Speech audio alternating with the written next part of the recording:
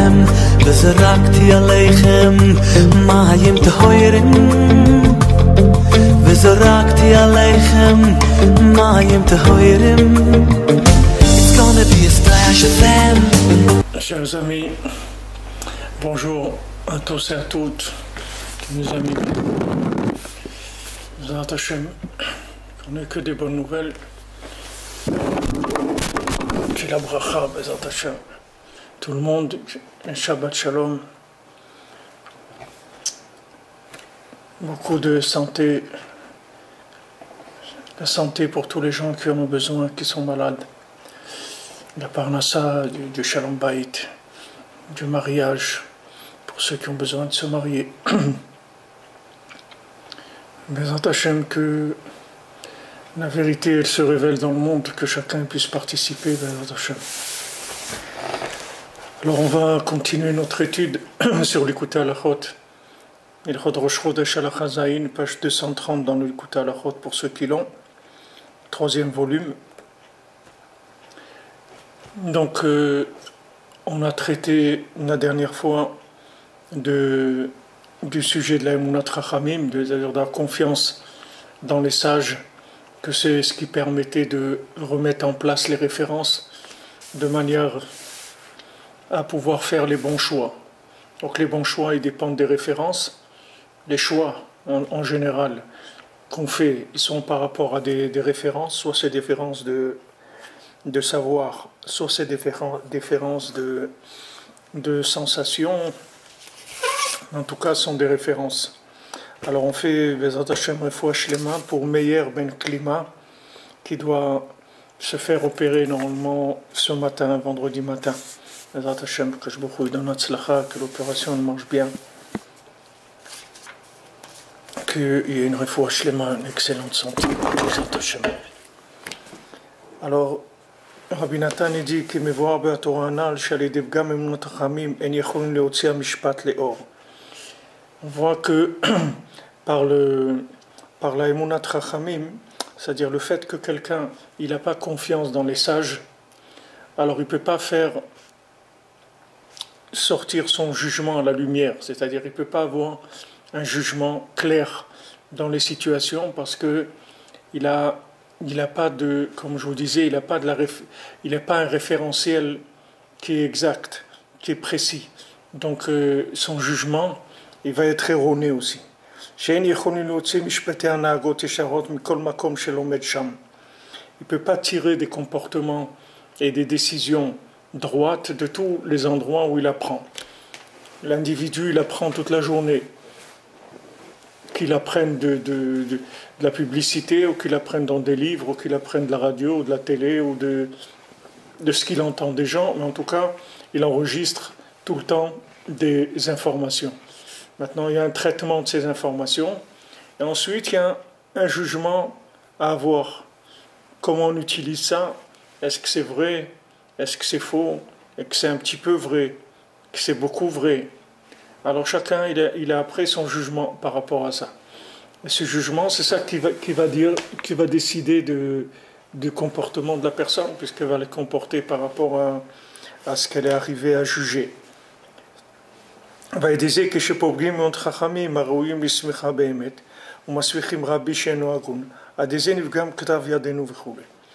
Rabbeinu l'explique là-bas que quand maintenant on n'a pas la Emunat Chachamim comme il faut, et qu'on fait la smicha, c'est-à-dire qu'on donne du pouvoir à des sages qui sont pas valables.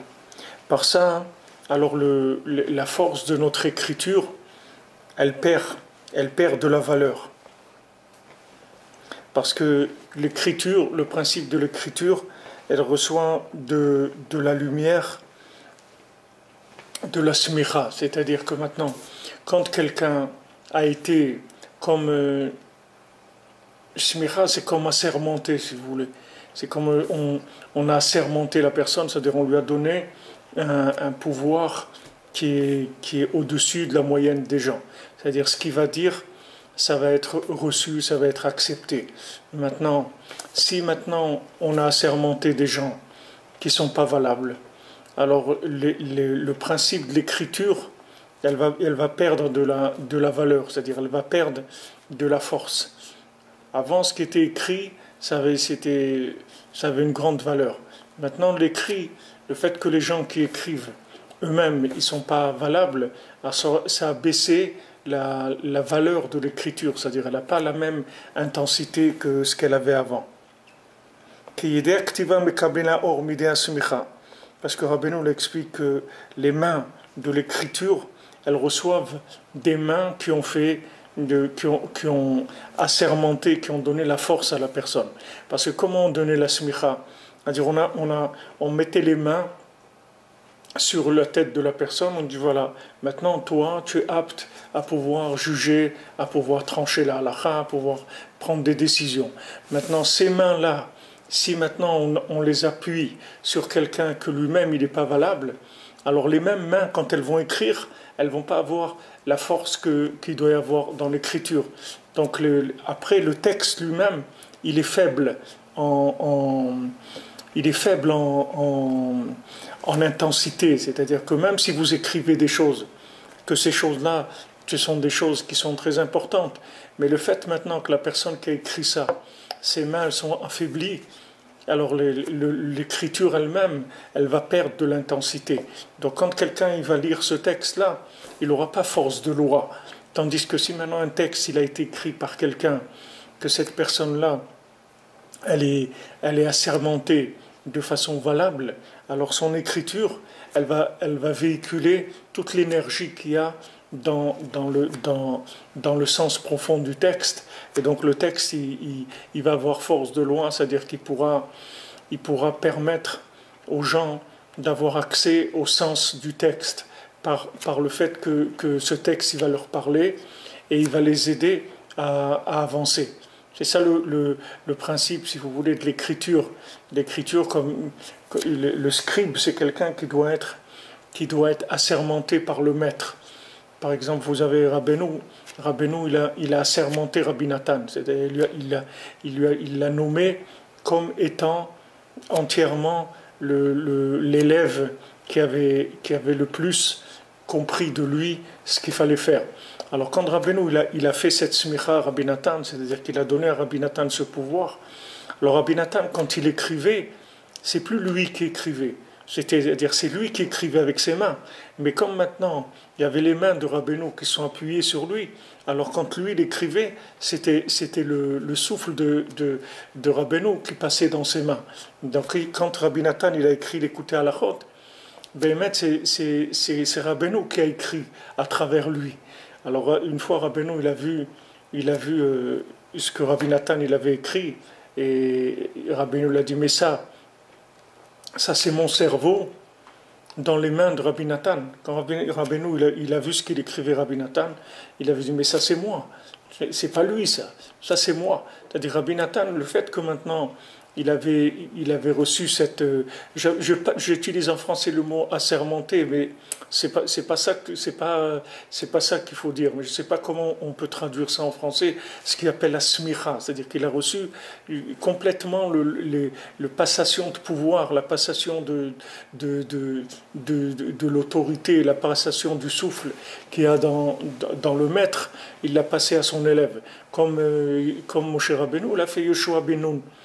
Alors Yoshua ben Nun, tout ce qu'il a fait après, c'était avec la force de Moshe Rabbeinu, mais c'est lui qui a fait. C'est-à-dire c'était ses mains, mais ses mains, elles étaient animées par le souffle de Moshe Rabbeinu. Maintenant, quand vous prenez les mains, quand Rabbeinu il amène le passouk que c'est écrit que Moshe Rabbeinu, il levait, quand il faisait la guerre contre Amalek, alors il y avait Yoshua, c'est lui qui sortait faire la guerre contre Amalek. Et Moshe Rabbeinu, qu'est-ce qu'il faisait? Lui, il levait ses mains au ciel. Tant qu'il levait ses mains, alors c'était Yoshua qui gagnait. Si jamais Moshe Rabbeinu baissait ses mains, alors Yoshua il commençait à perdre contre Amalek. Maintenant, Rabbeinu dit Vaï Yadav Emuna. Ses mains, c'était de la Emuna. Parce que dans le mot même main qui est en français, il y a le mot dedans Emuna. Quand vous dites les mains, ça veut dire c'est la Emouna. Ce qu'il y a dans les mains, c'est la Emouna. Ne croyez pas que les mains c'est quelque chose que c'est quelque chose qui est, comment on peut dire ça? C'est-à-dire, ne croyez pas que les mains, elles sont matérielles et décisionnaires. Vous avez par exemple des gens qui soient avec des énergies qui sont dans leurs mains. Il y a des gens, ils ont un pouvoir comme ça dans les mains, et ils passent sur quelqu'un à des endroits où il a mal, ou des trucs, et vous voyez qu'ils arrivent à guérir sans bouger l'individu. Mais il y a un souffle dans les mains. Dans les mains, elles émanent la connexion de la personne. C'est-à-dire, si quelqu'un il a de la émouna, alors ses mains, Vaï Adav Emouna, ses mains c'est de la Emouna. C'est-à-dire qu'à travers ses mains, il y a la Emouna. Alors qu'est-ce qu'il faisait Moshe Rabbeinu? Il levait ses mains au ciel. C'est-à-dire Moshe Rabbeinu connectait ses mains avec le ciel. Maintenant, quand lui connectait ses mains avec le ciel, comme son élève, c'était le produit du serment de ses mains, c'est-à-dire du fait qu'il l'a sermenté. Donc, quand Moshe Rabbeinu levait ses mains vers le ciel, lui, l'élève, il recevait l'énergie du ciel pour pouvoir se battre contre Amalek. Et si maintenant Moshe Rabbeinu était fatigué, combien de temps il pouvait tenir? Alors, ils étaient obligés de lui tenir mamash les mains en l'air à Moshe Rabbeinu. Il lui appuyait ses mains pour qu'il reste avec les mains en l'air, pour que Yehoshua il puisse gagner contre Amalek tout le temps. Donc ça, si vous voulez, c'est le principe de la Emouna. Le principe de la Emouna, c'est le principe de la transmission du souffle, c'est-à-dire de l'énergie de l'âme, du rouar. C'est-à-dire, il y a le nefesh rouar, il y a l'âme qui est animale, et après on passe au souffle. C'est déjà quelque chose de plus élevé. Alors le souffle du tzaddik, il passe dans bien sûr ses écrits à lui, mais il passe dans son élève. Et quand l'élève il écrit les enseignements du tzaddik, alors dans l'écriture de l'élève, il y a la présence du maître, il y a la présence, c'est-à-dire du souffle du maître. Et c'est ça qui fait l'intensité du texte. C'est ça qui donne l'intensité du texte. Il y a des gens qui peuvent écrire des textes, et ces textes-là, ils vont pas vous bouger, ils vont pas vous remuer. Il y a des gens qui peuvent vous faire un cours de Torah, ils vont vous dire des très belles choses, des choses très mignonnes, très agréables, qui sont très magnifiques. Seulement ça va pas vous bouger. Il n'y a pas de souffle, ça va pas vous remuer. Et il y a des paroles de Torah que chaque parole, elle va vous toucher, ça va vous bouger, pourquoi? Parce qu'il y a du souffle dedans, c'est tout. C'est pas parce que ça c'est vrai, ça c'est pas vrai. Les deux textes, ils sont vrais. Les deux textes, ils sont vrais. Seulement, la personne qui enseigne ces textes, il enseigne ces textes, mais il n'y a pas de souffle dedans. Donc le texte, il est plat. Il n'a pas d'énergie à l'intérieur. Le texte lui-même, il est vrai, mais c'est une Torah, si vous voulez, c'est une Torah qui est écrite. C'est pas une Torah orale, c'est-à-dire elle parle pas, elle n'est pas vivante. C'est une Torah qui est écrite. C'est de l'écrit, c'est tout. C'est-à-dire de l'écrit, mais sans vie à l'intérieur. Ça s'appelle la Torah écrite, c'est Torah chez Birtav. La Torah écrite, c'est une Torah qui est une base à travers laquelle on doit arriver à sortir le souffle pour en faire de la Torah orale. Et la Torah orale, c'est un souffle. Pourquoi? Parce que cette Torah orale, elle va être adaptée tout le temps à la génération, aux individus, aux situations. Et elle va vous accompagner tout le temps. C'est-à-dire la Torah du tzaddik, elle accompagne tout le temps l'individu. C'est-à-dire il n'y a aucune situation dans le monde, Rabbeinu dit, il n'y a aucune situation dans le monde que la Torah de Rabbeinu, elle n'est pas présente dans cette situation. N'importe où vous allez vous trouver dans votre vie, dans les meilleurs endroits du monde, Bezat Hashem, les meilleures situations qui est dans le monde, que vous ayez tout ce qui est de meilleur dans le monde. Mais la Torah de Rabbeinu, elle est toujours là, elle est toujours présente, parce qu'elle vit au-delà des textes. C'est-à-dire que maintenant, dans le texte, il y a écrit quelque chose qui n'a rien à voir avec la Torah, apparemment. Quelqu'un est en train de lire le journal. Par exemple, il lit le journal, ok, il est en train de lire des informations, voilà, au Chili, il y a ils ont fait une manifestation contre je ne sais pas quoi, ok.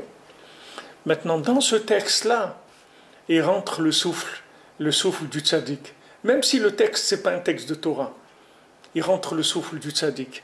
Le souffle du tzaddik, il peut rentrer dans tous les textes qu'il y a dans le monde, parce qu'il y a une smicha sur le ktav, c'est-à-dire que le principe de l'écriture, Le principe de l'écriture, c'est quelque chose de très élevé dans toutes les langues.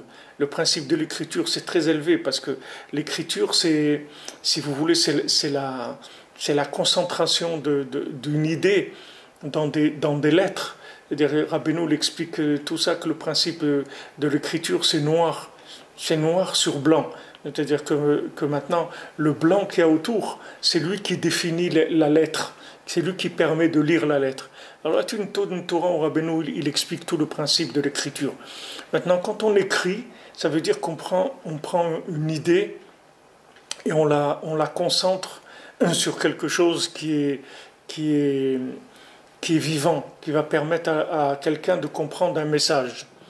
Mais maintenant, si l'écriture elle-même, elle n'est pas porteuse d'un souffle, alors l'écriture elle est plate. Elle est plate. Et quelqu'un va lire ce texte, il ne va pas se sentir concerné par rapport au texte. Tandis que si maintenant vous lisez un texte dans lequel il y a le souffle du tzaddik, dans ce texte-là, il va vous parler. Même si c'est un texte qui est un texte profane, qui n'a rien à voir avec la Torah.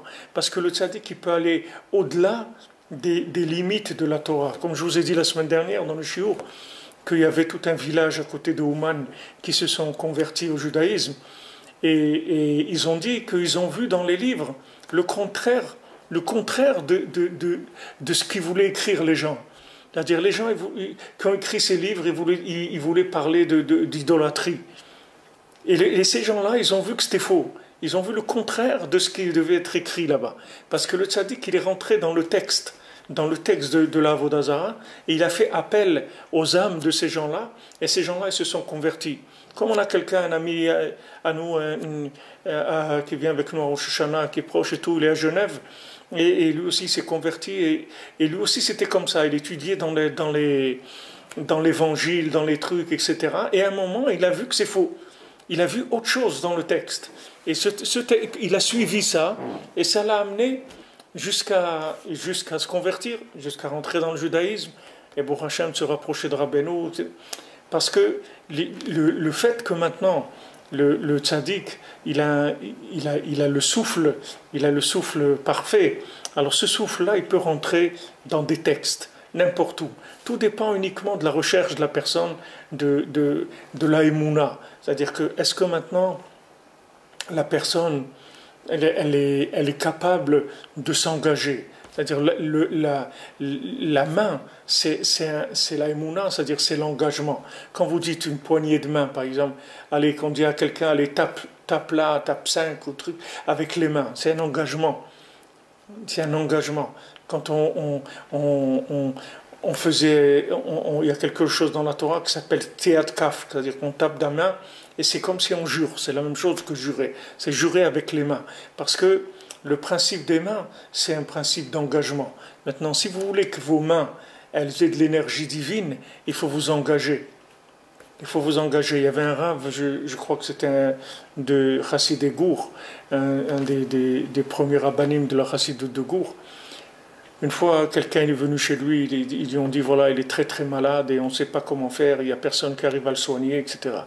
Alors lui il a dit de lui amener le malade, et avec 2 doigts comme ça, il passait sur le corps, à l'endroit où la personne elle était malade, elle avait mal, et il lui a dit c'est bon, maintenant tu peux partir, etc. Et la personne elle a guéri. Alors ils lui ont dit mais qu'est-ce que vous avez fait avec vos 2 doigts que vous avez passé comme ça et ça a soigné? Alors il a dit, moi ces 2 doigts, c'est avec ça que j'étudie comme ça les textes, je passe sur le texte toute la journée, toute la nuit que j'étudie, je passe mes 2 doigts sans arrêt sur les textes de la Torah. Donc ces 2 doigts-là, à force de passer sur le texte de la Torah, ils ont un pouvoir. Donc après, quand il est passé sur quelqu'un, alors ça avait un pouvoir d'enlever le mal, c'est-à-dire de guérir. Donc les mains, c'est quelque chose d'extrêmement puissant. C'est-à-dire ce qu'il y a dans les mains, c'est extrêmement puissant. Les mains, c'est un monde en soi.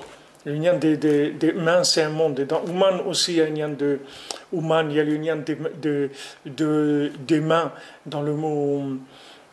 Je me souviens quand on était venu avec le Rav Besançon et Zachariah Tov en 1979 à Ouman, on avait un guide Et c'était une dame qui parlait français, et elle nous avait expliqué que dans le mot human, il y a le mot humain, humaniste. C'est-à-dire dans le mot human, il y a le mot humain. Maintenant, quand vous dites human en hébreu, human, ça veut dire c'est un artisan, c'est un artiste, un human. C'est-à-dire c'est quelqu'un qui sait faire des choses avec ses mains. Et dans le mot humain aussi, il y a un lien de main. C'est-à-dire que quand on dit un être humain, les mains, quand on veut dire un être humain, c'est quelqu'un qui a du souffle dans ses mains. C'est ça qu'on veut dire quand c'est un être humain. Humain, ça veut dire que ses mains, elles sont animées, elles ont un souffle à l'intérieur. Donc ça, c'est le principe de la Emouna et le principe de l'écriture. C'est-à-dire l'écriture, c'est très élevé. Quand on va écrire quelque chose, par exemple... C'est un exemple que je vous donne souvent, mais c'est écrit dans la halakha que par exemple, si quelqu'un c'est un hérétique, si maintenant il écrit des tefilines, vous pouvez les jeter à la poubelle, ces tefilines.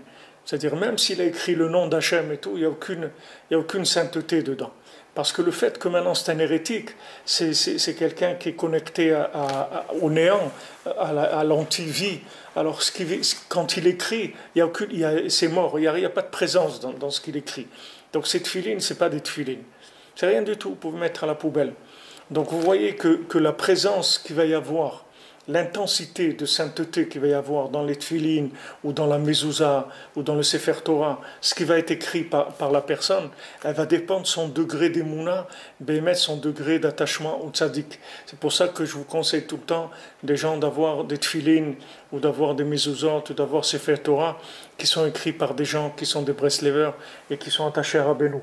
Parce que quelqu'un qui est un Breslever, qui est attaché à Rabbeinu, alors dans ses mains, il y a le flux de la Gdusha qui passe. Même si lui, c'est un bonhomme comme il est, mais le fait que maintenant il est connecté à un niveau qui est très élevé, qui est le souffle du tzaddik, maintenant dans ses mains, il passe une énergie. Comme Yoshua, voilà, il pouvait se battre contre Amalek, alors que de lui-même, il n'avait pas du tout la force de se battre contre Amalek. Mais le fait que les mains de son maître, elles étaient connectées en haut, ça lui donnait à lui la force de se battre contre Amalek. Parce que l'élève, c'est les mains du maître. L'élève, c'est les mains du maître. C'est-à-dire le maître, il ne peut pas être dans les mains. Il ne peut pas être dans la tête et être dans les mains en même temps. Que les mains du maître, ce sont des... Rabbeinu dit, ce sont les mains qui se trouvent dans l'océan de la sagesse. C'est-à-dire dans la connaissance, il y a des mains. Vous voyez, quand on explique quelque chose, on fait des gestes. Pourquoi on fait des gestes? Pourquoi on fait des gestes? On peut rester comme ça, parler sans bouger. Pourquoi on fait des gestes avec les mains? Parce que ce qu'on dit avec les mains, c'est plus profond que ce qu'on est en train de dire avec la bouche. Parce que ce qu'on dit avec les mains, c'est des allusions. C'est-à-dire c'est de la chokhma, mais au niveau d'allusion, comme des signes, si vous voulez, qu'on fait avec les mains. Et ces signes-là, c'est un niveau de compréhension qui est au-dessus de la parole. Alors le tzaddik, quand il transmet, et quand on a le mérite d'assister, c'est sûr que quelqu'un il voyait Rabbeinu enseigner, ou Rabbi Nathan, c'est sûr que les gestes que Rabbeinu faisait, c'était très très impressionnant. C'est parce que dans ces gestes, il faisait passer des choses qu'il ne pouvait pas dire avec sa bouche. Là, c'était des signes qu'il faisait avec ses mains. Mais ses mains, mamash, c'est-à-dire son écriture, c'est l'élève. L'élève, il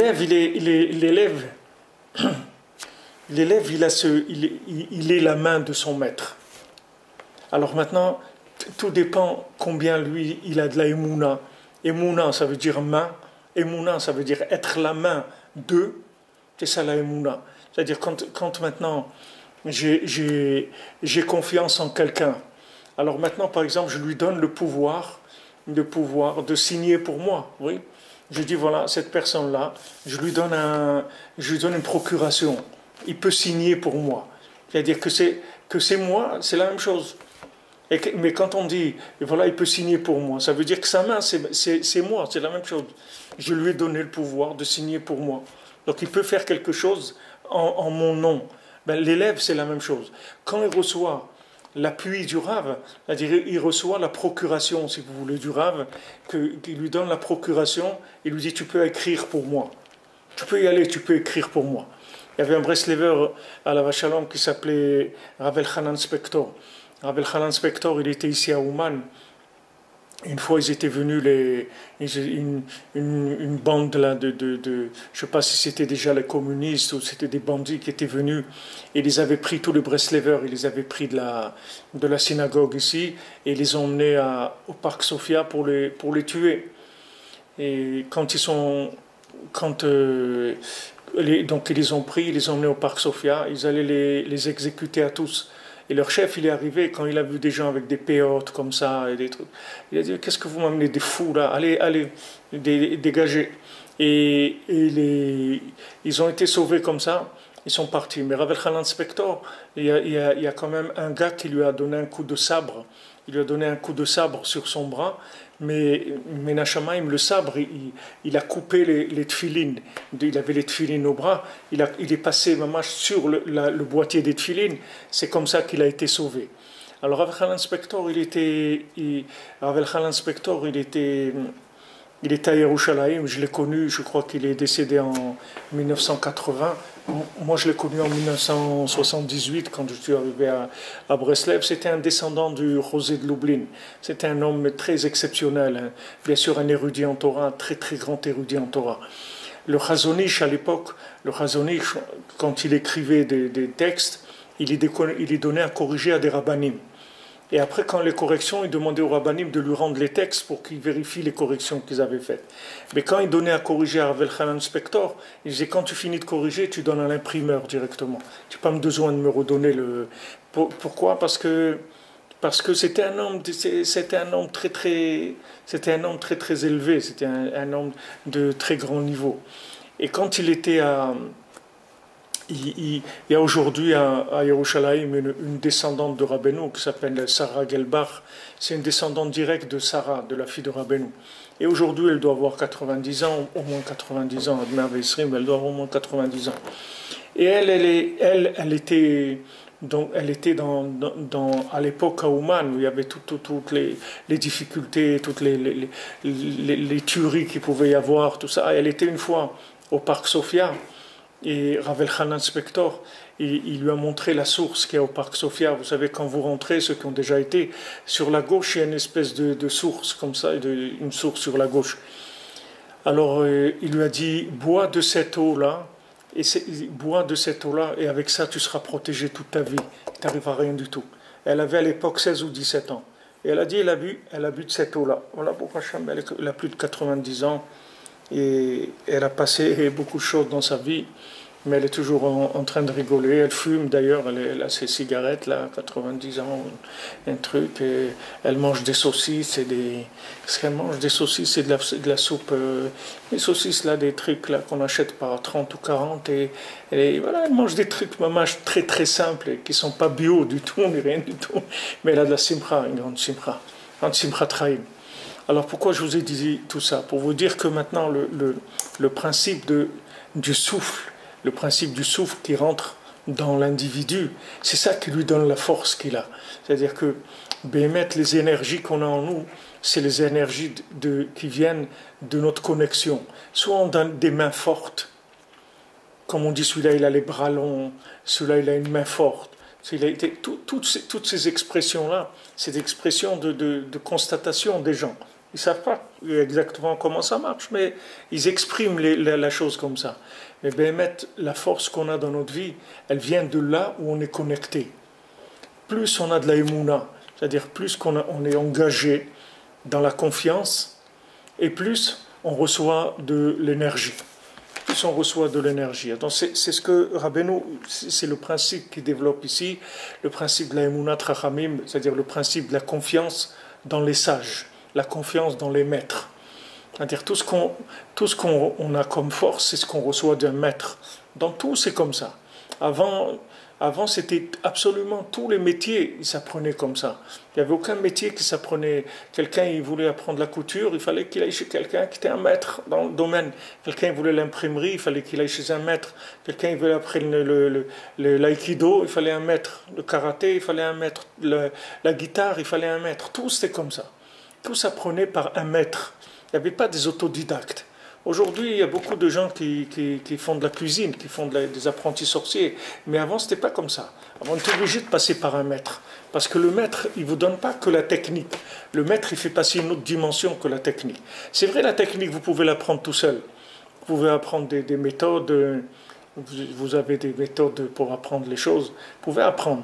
Mais dans la méthode écrite, elle ne vous donnera jamais le souffle d'un maître. Un maître, il va vous donner la méthode, mais avec la méthode, il va vous donner le souffle. C'est-à-dire, il va faire que votre méthode, elle va être vivante, et que cette méthode-là, elle va vous permettre d'avancer, et même vous pouvez arriver de façon très très avancée, même plus que le maître, avec la force du maître.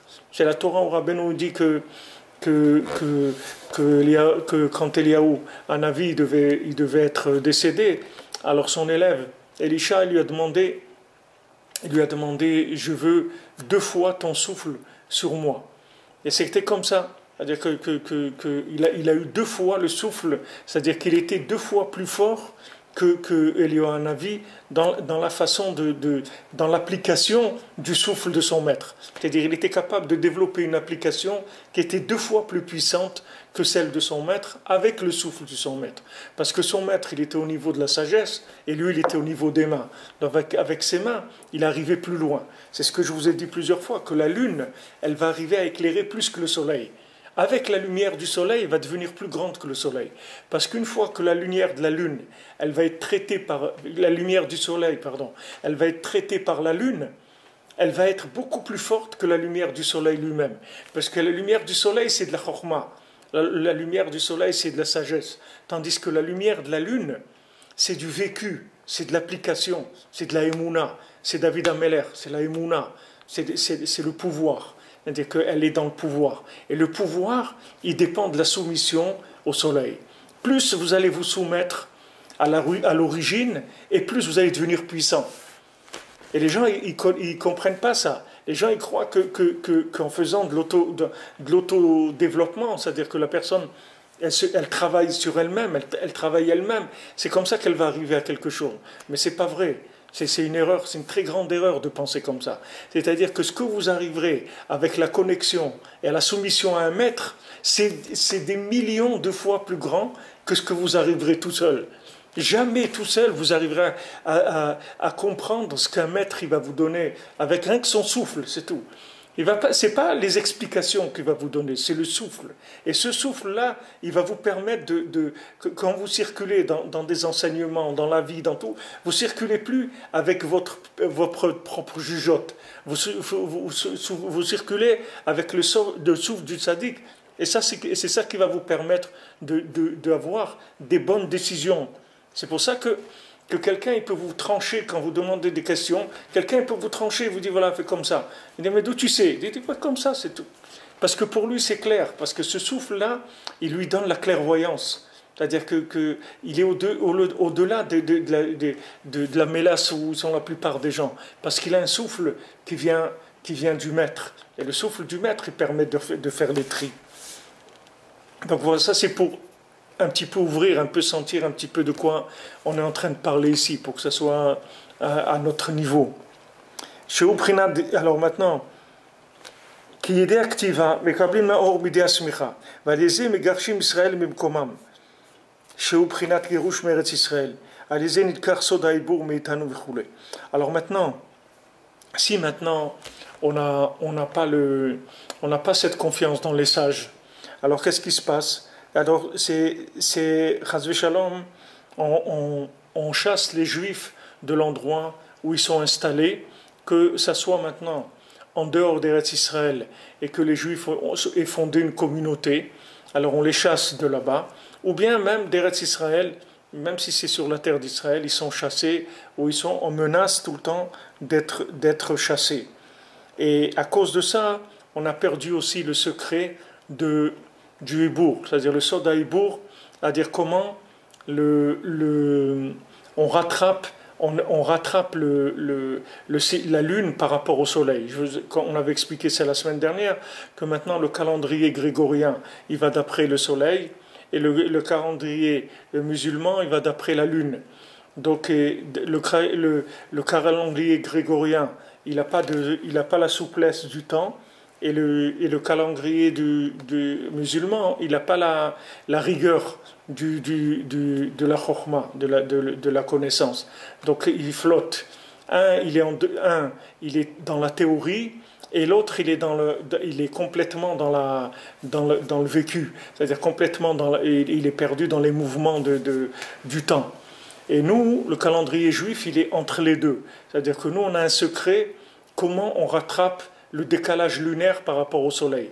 Donc ce secret-là, il nous a été pris. Et on l'a perdu. Pourquoi?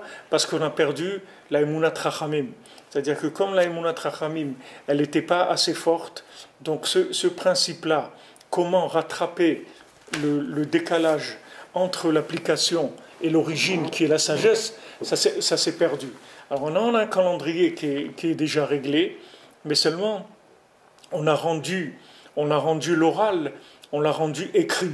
Comme par exemple la Mishnah, la Gemara, tout ça c'est interdit d'écrire.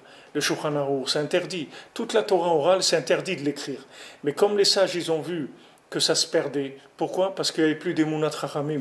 Les gens, là, Emunat Rachamim, elle baissait. Alors quand ils ont vu ça, ils ont dit, voilà, Et la sot l'Hashem, c'est un moment où on va faire pour Hachem. Et qu'est-ce qu'on va faire? On va faire le Hefiru Torah Terra. On va faire le contraire de la Torah, c'est-à-dire on va écrire ce qui se dit.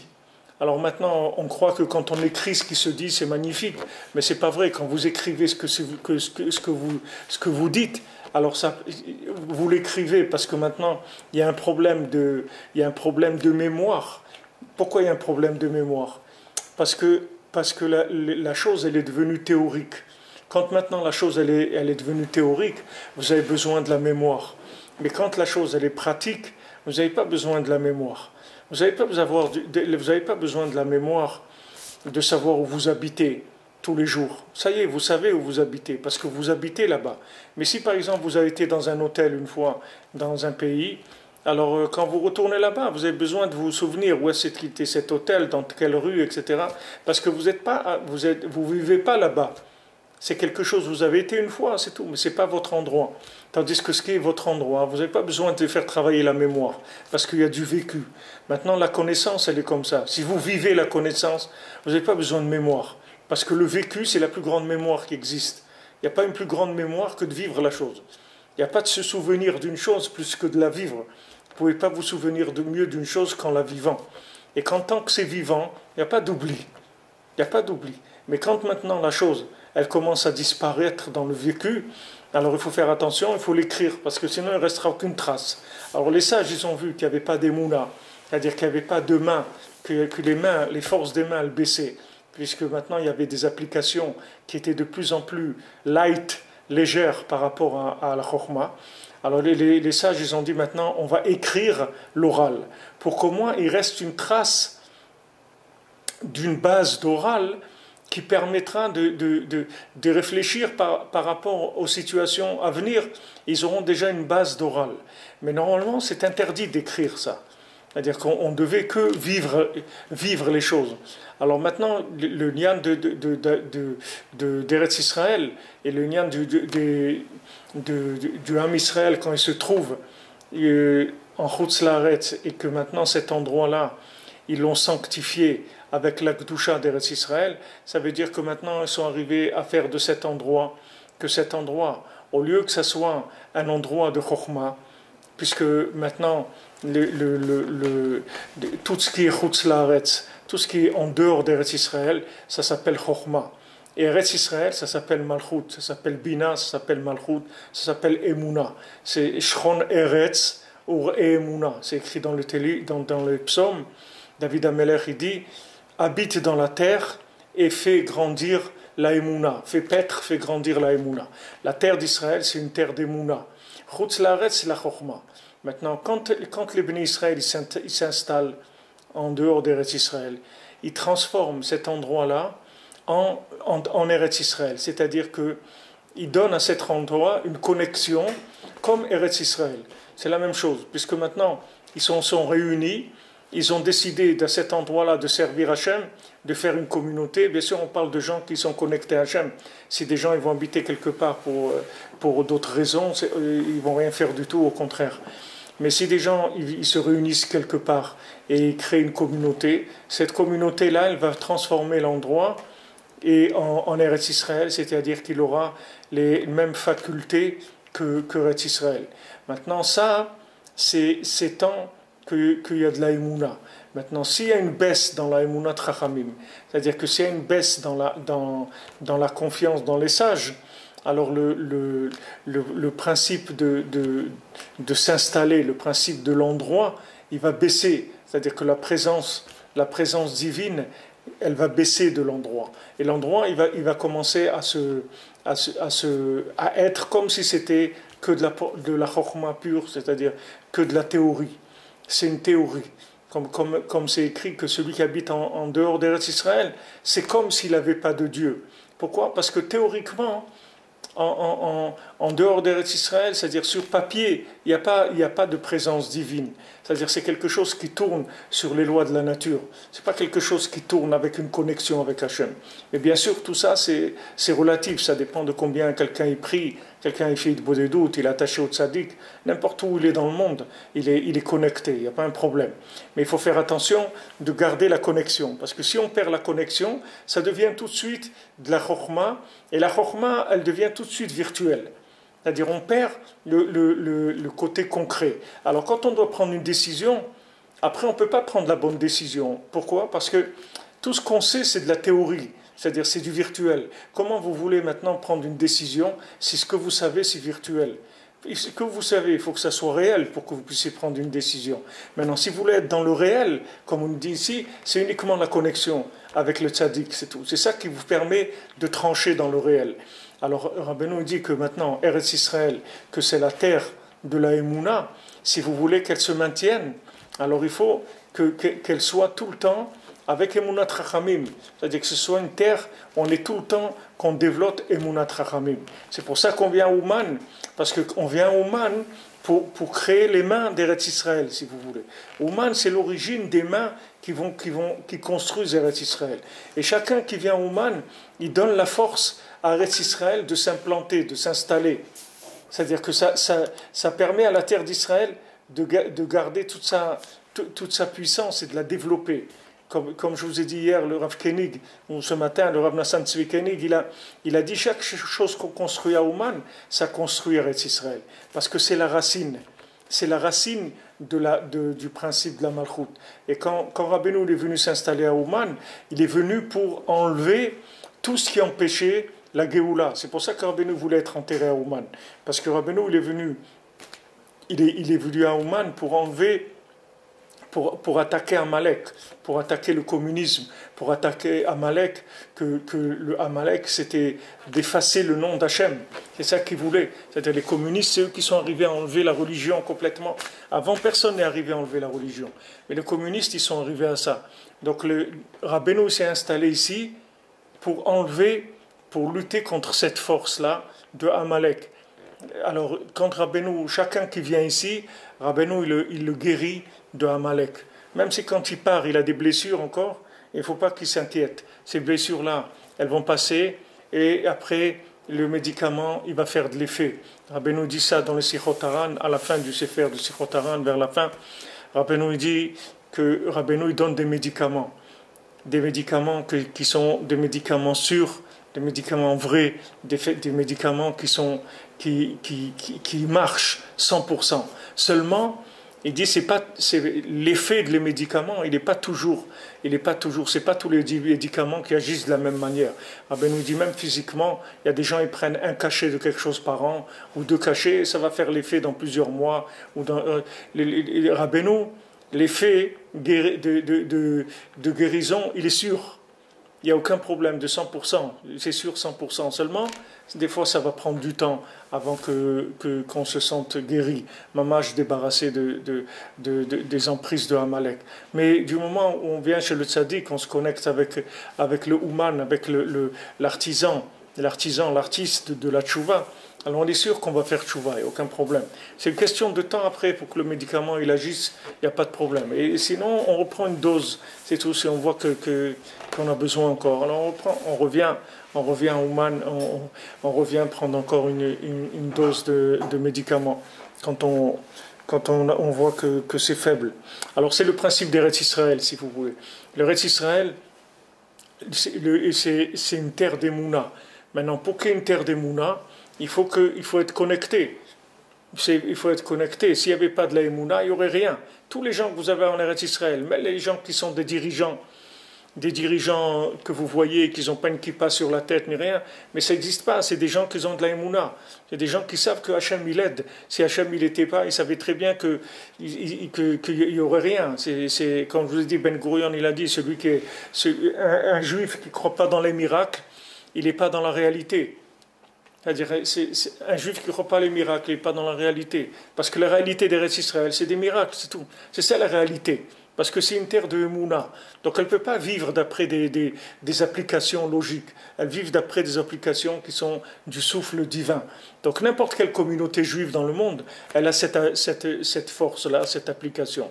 Mais seulement il faut faire attention que si maintenant la Emouna, elle baisse, la Emouna dans le tzaddik, elle baisse, parce que toute la Emouna, elle dépend du tzaddik, via Aminu Bachem, ou Moshe Abdo, ils ont eu la Emouna dans Hachem, et dans Moshe son serviteur. C'est-à-dire qu'on ne peut pas avoir Emouna dans Hachem si on n'a pas la Emouna dans les Talmidei Chachamim, c'est-à-dire dans les tzaddikim. Donc la Emouna dans le tzaddik, c'est elle qui donne le souffle, qui permet de vivre connecté à l'endroit où on est. Et à ce moment-là, il n'y a plus d'endroit. Parce que l'endroit, ça devient une base de connexion. Comme si vous avez votre téléphone, là où vous êtes, vous avez le réseau qui couvre l'endroit. Alors voilà, si vous avez les codes d'accès, il n'y a pas de problème, vous pouvez discuter avec le monde entier. Donc maintenant, quand vous êtes connecté avec le tzaddik, n'importe où vous trouvez dans le monde, vous avez l'accès au réseau. Au réseau pour recevoir des énergies qui viennent de la Emouna. À ce moment-là, vous allez prendre les bonnes décisions dans votre vie, où habiter, comment faire, comment vivre, où travailler, quel métier, quel truc, quoi manger, quoi acheter, quoi vendre, quand acheter, quand vendre. Tout ça, c'est des choses qu'on a besoin toute la journée de ce souffle-là. Parce que toute la journée, on est en train, oui et non, on fait prendre des décisions. Vous allez devant l'étalage de trucs, des fruits et légumes, vous devez choisir. Il y a pas, vous ne pouvez pas tout prendre et tout laisser, il faut choisir. Comment vous allez savoir quoi choisir? Il y a des éléments qui sont bien pour vous, des éléments qui ne sont pas bien pour vous. Comment vous allez savoir? Il faut qu'il y ait un souffle dans vos mains. Vous allez voir qu'un fruit va vous appeler, un fruit va vous un truc. Vous allez ressentir des choses. Ça vient du souffle qu'il y a dans l'individu. Alors il dit ici, alors maintenant, Sodaïbour, comme je vous ai dit, c'est la remise à jour de la lune par rapport au soleil. C'est le rééquilibrage entre la connaissance et l'application. Si vous voulez que la lune, elle est un peu, comme on dit, elle est un peu lente à la détente, elle est un peu dure à la détente. Donc il y a toujours un décalage entre la lune et le soleil. Donc il faut lui donner à la lune le temps de se rattraper. Alors comment on lui donne le temps de se rattraper? On lui rajoute un mois. On lui rajoute des jours de Rosh Chodesh. Il y a des Rosh Chodesh qui ont 2 jours, il y a des Rosh Chodesh qui ont 1 jour. Il y a des Rosh Chodesh, ils ont toujours 2 jours. Il y a des Rosh Chodesh, ils ont toujours 1 jour. Mais il y en a d'autres que ça peut bouger. Des fois 1 ou des fois 2. Et il y a le 13e mois qu'on ajoute le Hadar Sheni, que ça aussi c'est un secret de rattrapage du temps. Alors maintenant, comme je vous ai dit, maintenant on a un calendrier qui est fixe. Mais le fait qu'il est fixe, ne croyez pas que c'est quelque chose de plus avancé. Parce que ça aurait été mieux qu'il ne soit pas fixe. Et que les Chachamim, c'est eux qui le fixent quand le moment vient. Parce que quand c'est décidé par les Chachamim, au moment où ça doit se faire, c'est pas comme un calendrier théorique qui a été écrit. Parce que là, aujourd'hui, quand on fait le 2e mois de Hadar, pour nous, c'est dans le calendrier, c'est tout. Mais avant, les gens ne savaient pas s'il allait y avoir 2 mois de Hadar ou pas. C'est les Chachamim qui décidaient, et vous disiez, pendant il est arrivé le 1er mois de Hadar, et vous disiez, vous sachez que cette année, il y a 2 mois de Hadar. Alors maintenant, quand eux, ils prennent la décision, ce n'est pas du tout la même chose. Parce que c'est décidé par en bas. Ce n'est pas décidé par la Chokhmah. C'est décidé par la Malchut. Ce n'est pas du tout la même chose. C'est pas du tout la même chose. Quand vous prenez une décision, que cette décision, elle vient par la prière, et que vous avez prié, et que vous avez vu la réponse dans la réalité, ça n'a rien à voir avec la décision que vous prenez par rapport à des connaissances théoriques. Même si c'est la même décision, ça n'a rien à voir du tout. Rien à voir. C'est-à-dire une décision qui est le fruit de votre connaissance, elle n'a rien à voir avec une décision qui est le fruit de votre émouna, de votre prière et du message qu'Hachem vous a envoyé dans la réalité. Même si cette chose-là, elle est exactement le même résultat. C'est le même résultat. Maintenant, vous avez prié pour acheter, pour monter en Eretz Israël, par exemple, pour acheter une maison, pour vous marier, pour n'importe quoi. Maintenant, quand vous priez, qu'est-ce que vous faites ? Vous faites descendre le souffle divin dans le choix que vous allez faire. C'est-à-dire, c'est ça qui va vous faire le choix. Une fois, il y avait deux personnes qui parlaient devant Rabbeinu pour monter en Eretz Israël. Alors, ils discutaient et un, il disait « Bezrat Hashem, que je le mérite ». Après, je vous raconterai une autre histoire aussi qui ressemble à ça. Il disait que je le mérite, Bezrat Hashem, d'aller en Eretz Israël. Alors l'autre, il lui a dit que ça veut dire qu'elle a le mérite. Achète un billet et prends le bateau et va en Eretz Israël, c'est tout. À l'époque, il n'y avait pas d'avion, il n'y avait pas les low cost. Il n'y avait que les bateaux. Ok, alors l'autre, il a dit, tu prends un billet, tu montes. Alors Rabbeinu, après, il a dit, celui qui a dit que Bezrat Hashem, que je le mérite, alors celui-là, il va arriver en Eretz Israël. Et l'autre qui a dit, qu'est-ce que c'est, on achète un billet, on y va, celui-là, il n'arrivera jamais en Eretz Israël. Pourquoi ? Parce que Rabbeinu sait que d'aller en Eretz Israël, ça dépend de la Emouna. Et ne croyez pas que la terre d'Israël, elle ne veut pas de vous. Elle veut de vous, mais elle veut que vous la reconnaissiez comme étant Eretz Israël. Elle ne veut pas que vous la reconnaissiez comme étant Las Vegas. Las Vegas, c'est une chose. Bien que Las Vegas, c'est un juif qui l'a faite, mais c'est pas Eretz Israël, Las Vegas. C'est pas Eretz Israël. On peut être à Las Vegas, être connecté avec Eretz Israël, être un Breslever là-bas, et faire Tikkun HaKlali, et des minyanim, et des tfilot, et tout ce qu'il y a à faire. Mais quelqu'un qui vient en Eretz Israël, la terre d'Israël demande la considération qui lui revient, c'est-à-dire de savoir que c'est une terre d'Emouna. Donc tant qu'on n'a pas le degré d'Emouna, alors on ne va pas nous laisser rentrer, tant qu'on n'a pas le minimum. Parce que c'est dommage qu'on vive en Eretz Israël et qu'on utilise la terre d'Israël comme si on habitait à n'importe où dans le monde, parce que ça ne va pas marcher du tout.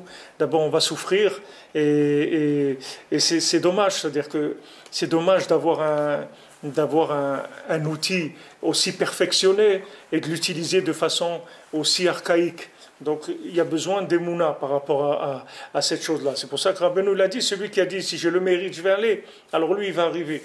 Tandis que l'autre, il ne va pas arriver. Alors, l'autre massé que je voulais vous raconter, c'est une fois quand j'étais à Aix-les-Bains. Donc, à Aix-les-Bains, on ne pouvait pas porter le Shabbat dehors, parce qu'il n'y avait pas de hérouve. Donc, c'était interdit de porter le Shabbat à l'extérieur. Alors, une fois, j'allais sortir de la synagogue le vendredi soir, et j'étais en train de chercher dans mes poches, et je sais pas, je parlais avec quelqu'un, et j'ai dit, Bezrat Hashem, qu'on ait le srout, qu'on ait le mérite de ne pas porter, qu'on le mérite de ne pas porter le Shabbat.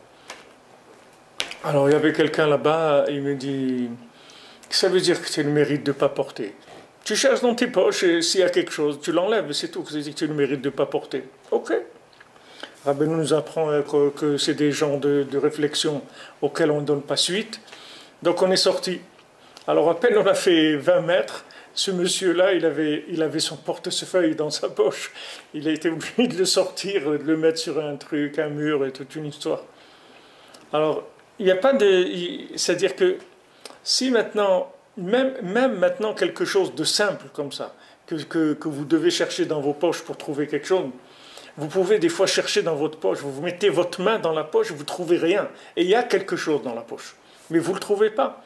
Et vous sortez, et après vous passez la main, vous voulez voir que vous avez quelque chose dans votre poche.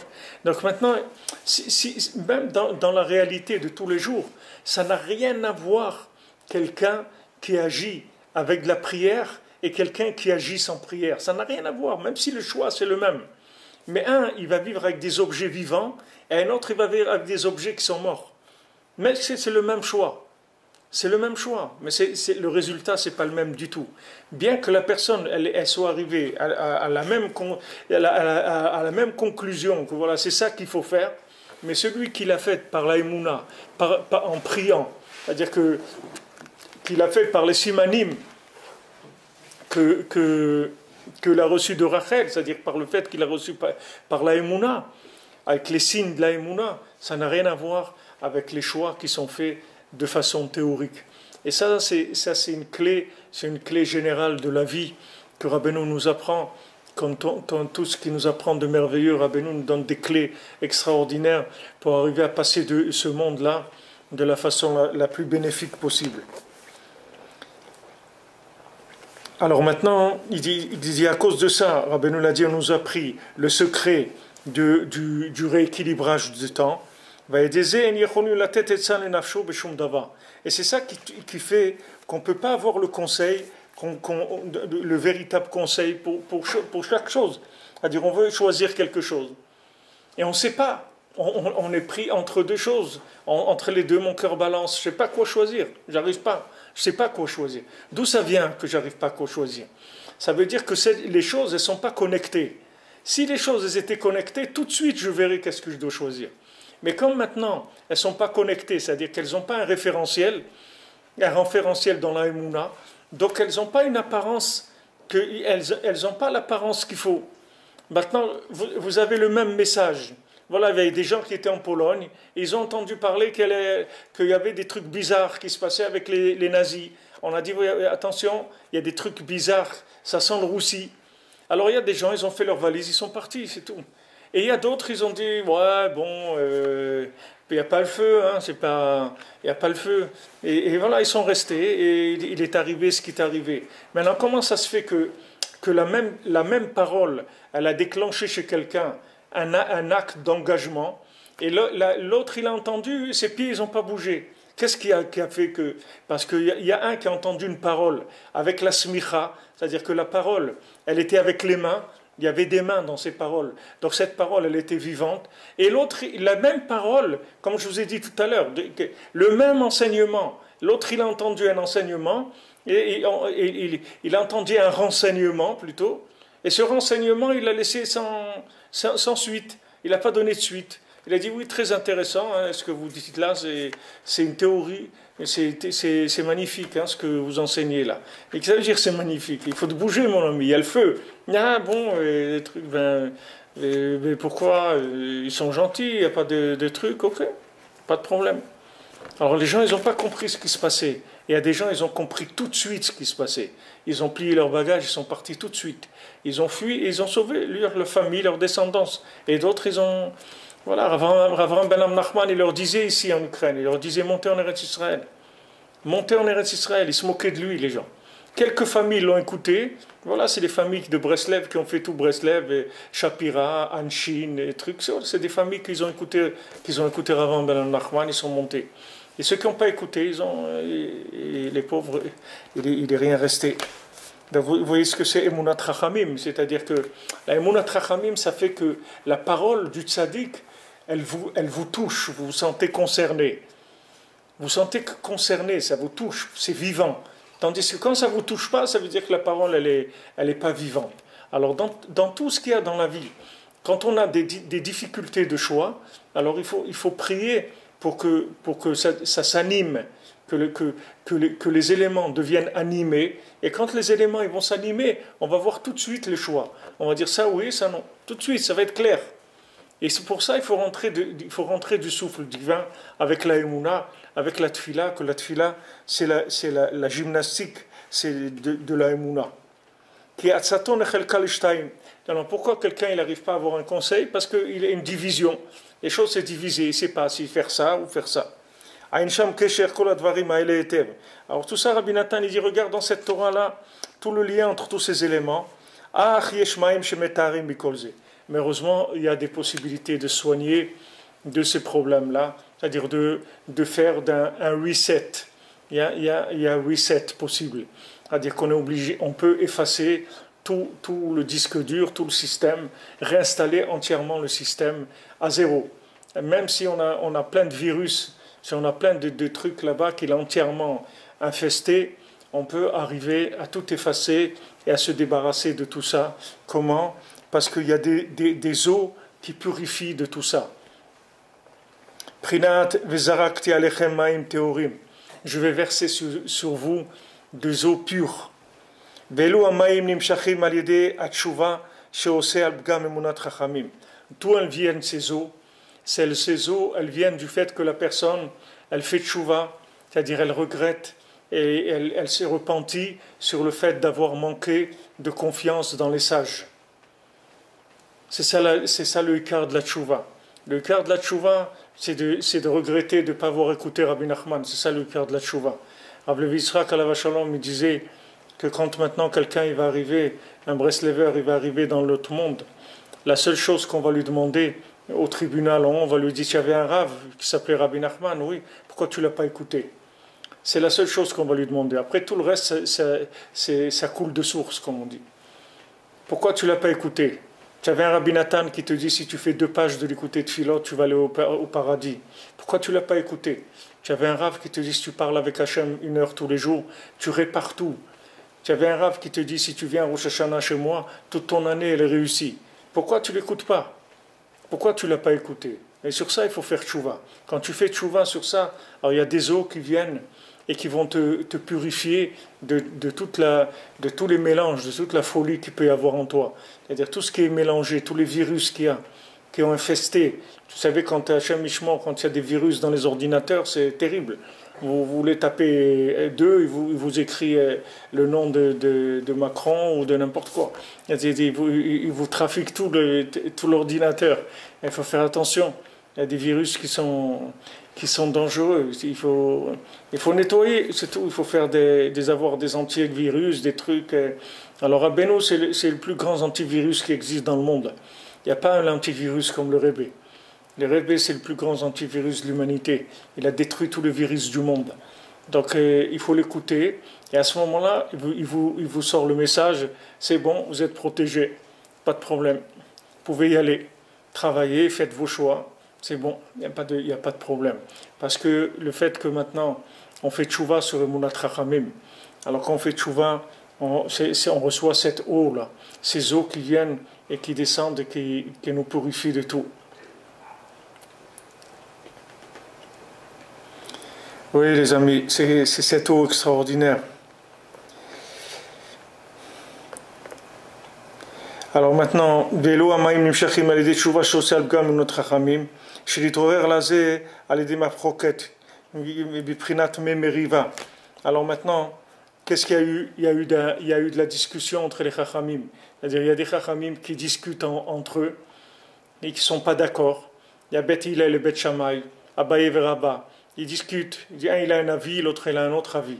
Donc ils sont en contradiction. Ces contradictions-là, c'est ces contradictions des Chachamim qui vont créer ces eaux qui vont purifier. Parce que ça s'appelle Memeriva, les eaux de la dispute. Parce que maintenant, quand il y a de la discussion, alors il y a beaucoup de livres qui se font. Prinata Asot Sfarim Arbe Enketz. Comme c'est écrit, de faire beaucoup de livres jusqu'à l'infini.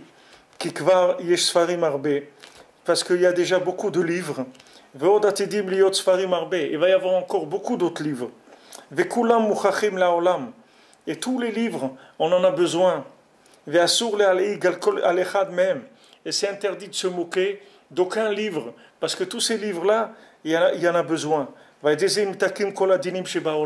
Et ça adoucit toute la rigueur du monde. Parce que maintenant, pourquoi? Parce que chaque livre, c'est un angle de réparation de la Emouna, si vous voulez.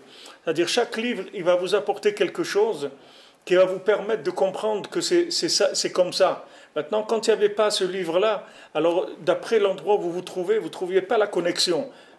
Vous ne trouviez pas la connexion entre la connaissance et vous-même. Tandis que maintenant, quand il y a ce nouveau livre qui est sorti, alors ce nouveau livre, c'est une nouvelle approche.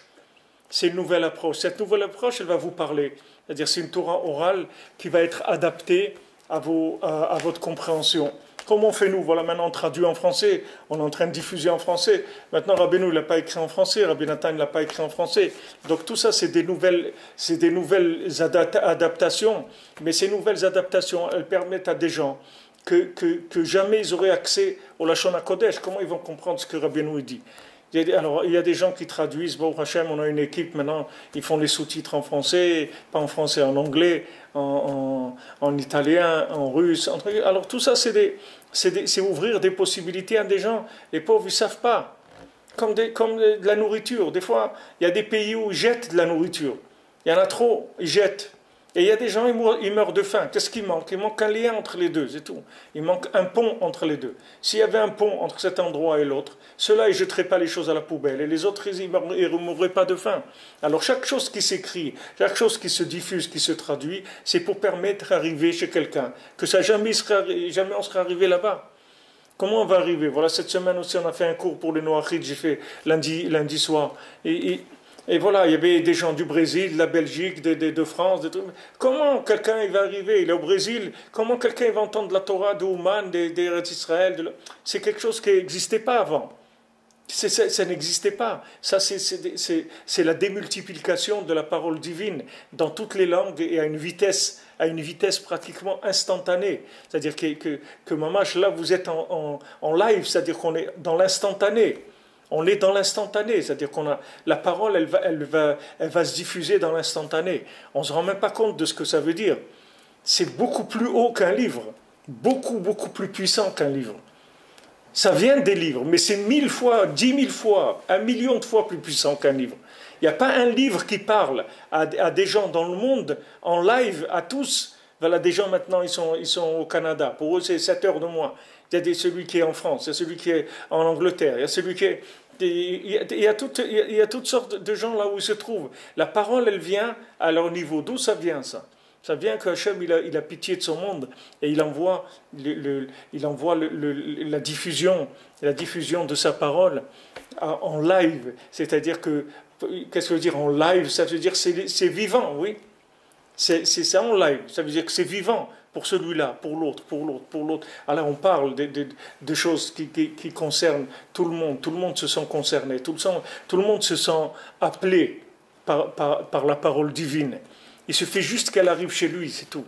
Alors c'est pour ça que Rabbi Nathan dit ici qu'il va y avoir une diffusion des Sfarim jusqu'à l'infini. Comment il va y avoir diffusion des livres jusqu'à l'infini? On va faire infini de livres? Non, voilà, c'est l'Internet, c'est-à-dire c'est jusqu'à l'infini. C'est-à-dire il n'y a plus rien qui va arrêter. Il n'y a plus de la notion de temps. Il n'y a plus de temps. C'est-à-dire il n'y a plus, tu ne peux pas dire voilà, je ne peux pas. Tu ne peux pas quoi? Qu'est-ce que tu peux pas? Là où tu te trouves, ça vient à toi. Ça s'adapte à l'endroit où tu te trouves. Tu es dans ta voiture, tu écoutes. Tu es là, ton travail, tu mets les écouteurs. Tu es dans le truc. Là où tu es dans ton lit en train de dormir, tu écoutes. Tu es en train de manger, tu écoutes. Là où tu es, tu as la télé devant toi, il y a YouTube. Dans la télé, dans le Smart TV, tu as la YouTube. Et tu peux suivre les shiurim de Torah par centaines.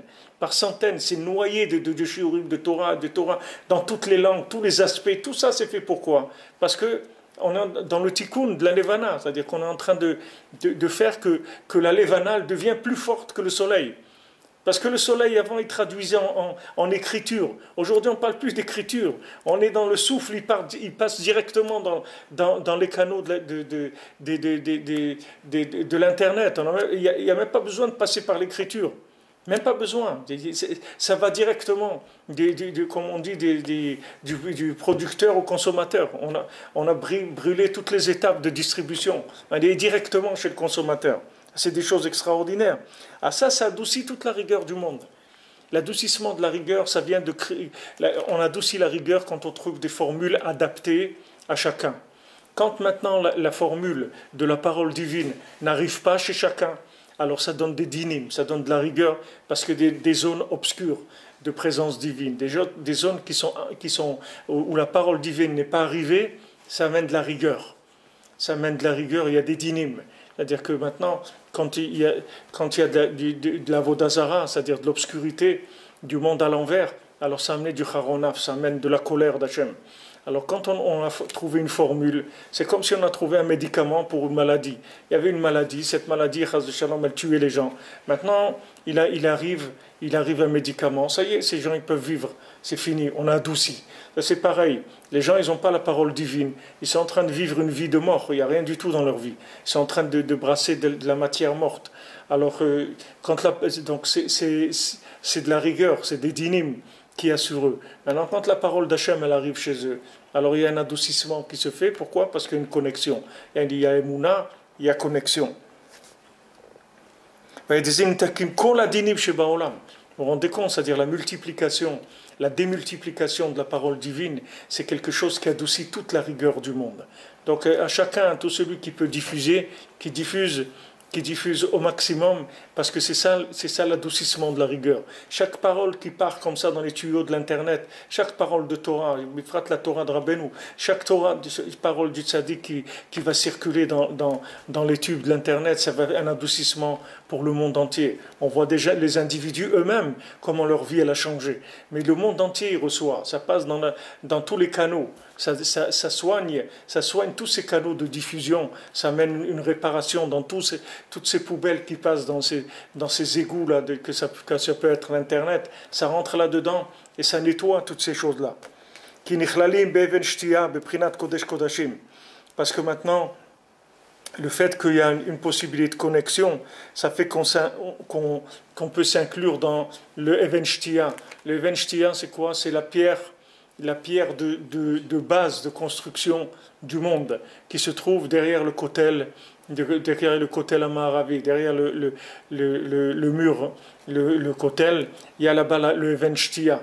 Il y a cette pierre-là qui est la base de tout le monde, de tous les univers. Hachem il les a construits à partir de cet endroit-là. Donc cet endroit-là, il se trouve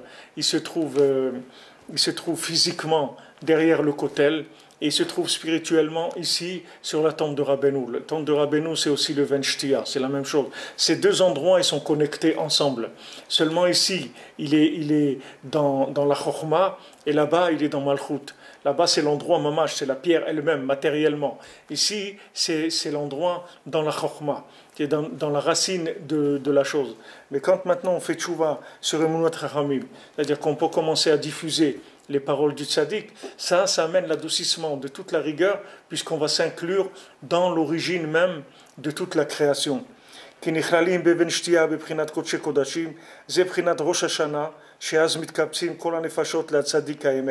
Voilà, c'est ça Rosh Hashanah. Qu'est-ce que c'est Rosh Hashanah? Toutes les âmes, elles viennent chez le tzaddik Haemet. Et ils s'incluent dans de l'amitié, dans de l'amour, ensemble. Ils viennent tous ensemble chez le tzaddik, parce que le tzaddik il leur a demandé de venir, alors ils viennent chez le tzaddik et ils s'incluent avec la émouna dans le tzaddik. Et ça amène de la joie. Tout ça c'est un résumé maintenant que Rabbi Nathan il a fait sur la Torah Samech Alev, Chader Rabbi Shimon. Donc c'est une Torah c'est une des grandes Torah du côté Moran. Que aussi ça parle là-bas de Rosh Hashanah. Donc maintenant on a dit qu'il y a de la simcha. Alors comme on a dit ce matin, pourquoi? Parce que la simcha, elle vient quand on a retrouvé l'essence des choses. Tant qu'on circule dans les apparences, il n'y a pas de simcha. Il peut y avoir des moments de satisfaction, des moments de plaisir, mais pas des moments de joie. La joie, la simcha, ça n'a rien à voir avec le plaisir. Le plaisir, c'est une satisfaction. La simcha, c'est une plénitude qui vient de la connexion, d'avoir trouvé. C'est ça la simcha. Pas d'avoir trouvé ce qui me manque, d'avoir trouvé moi-même, d'avoir trouvé mon essence à moi. C'est-à-dire que j'ai comblé le manque de moi-même. Pas que j'ai comblé un besoin momentané et que ce plaisir-là, il m'a calmé pendant quelques moments, ou quelques heures, ou quelques semaines, ou quelques mois. Que je me suis acheté une nouvelle voiture, pendant quelques mois, ça m'a calmé. Que je me suis acheté une nouvelle chaîne stéréo, ça m'a calmé. Que je me suis payé un voyage à Tokyo, ça m'a calmé. Ça m'a calmé le temps que ça passe. Et après, je suis revenu dans ma dépression, dans mes soucis. On parle ici d'avoir trouvé quelque chose, que cette chose-là, c'est une connexion avec l'infini. En ce moment-là, il y a plus de... C'est une simcha. Quelqu'un c'est pour ça que Rabbeinu, il dit... Vesimchat olam al rosham, mais la joie du monde, elle est sur leur tête. Il dit ça a été dit pour mon Rosh Hashanah, pour le Rosh Hashanah de Rabbeinu. Pourquoi la simcha? Parce que quelqu'un, il a trouvé tout ce qui s'était perdu, tout ce qui s'était perdu dans ses vies, dans sa vie, dans ses vies antérieures, il les a retrouvés chez le tzaddik. Ça va lui donner de la simcha. On lui dit, voilà, regarde, tout ce que tu as perdu depuis Adam Arishon, voilà, c'est là. C'est la consigne, c'était là, on t'attendait. Voilà, prends tout ce qui t'appartient. Alors ça, c'est une simcha véritable, parce qu'on a trouvé, mamash, l'essence, notre identité, l'essence de nous-mêmes. Kizé Mouvan, alors le passage Gimel, Rabbi Nathan il dit, Kizé Mouvan lechol maskil, parce que ça, c'est évident pour tout celui qui a un peu d'intelligence. Shechalukat astarat haetza, ze kaché mikol hatzarot vaïsurim shebaolam. Que maintenant, quand on ne sait pas quoi faire, ça, c'est le plus dur de tous les malheurs et toutes les souffrances du monde. Quand on ne sait pas, qu'est-ce qu'il faut faire? Est-ce qu'on fait ça ou on fait ça? Est-ce qu'on se marie avec cette personne ou pas? Est-ce qu'on monte en Israël ou pas? Est-ce qu'on fait ce travail ou pas? Est-ce qu'on met notre enfant dans cette école ou pas? Et toutes ces questions-là qu'il y a, c'est les plus grandes saot, les plus grandes tsores qu'il y a, les plus grandes souffrances qu'il y a. Quoi choisir? Quoi faire? Qu'est-ce que je vais faire de ma vie? Qu'est-ce que je vais faire de ma vie? Si je fais ça, je ne peux plus faire autre chose. Donc, est-ce que c'est le bon choix? Est-ce que pas le bon choix? Ça, c'est le pire de tout, dit Rabbi Nathan. Tout celui qui est intelligent, il sait qu'il n'y a pas pire que ça dans la vie.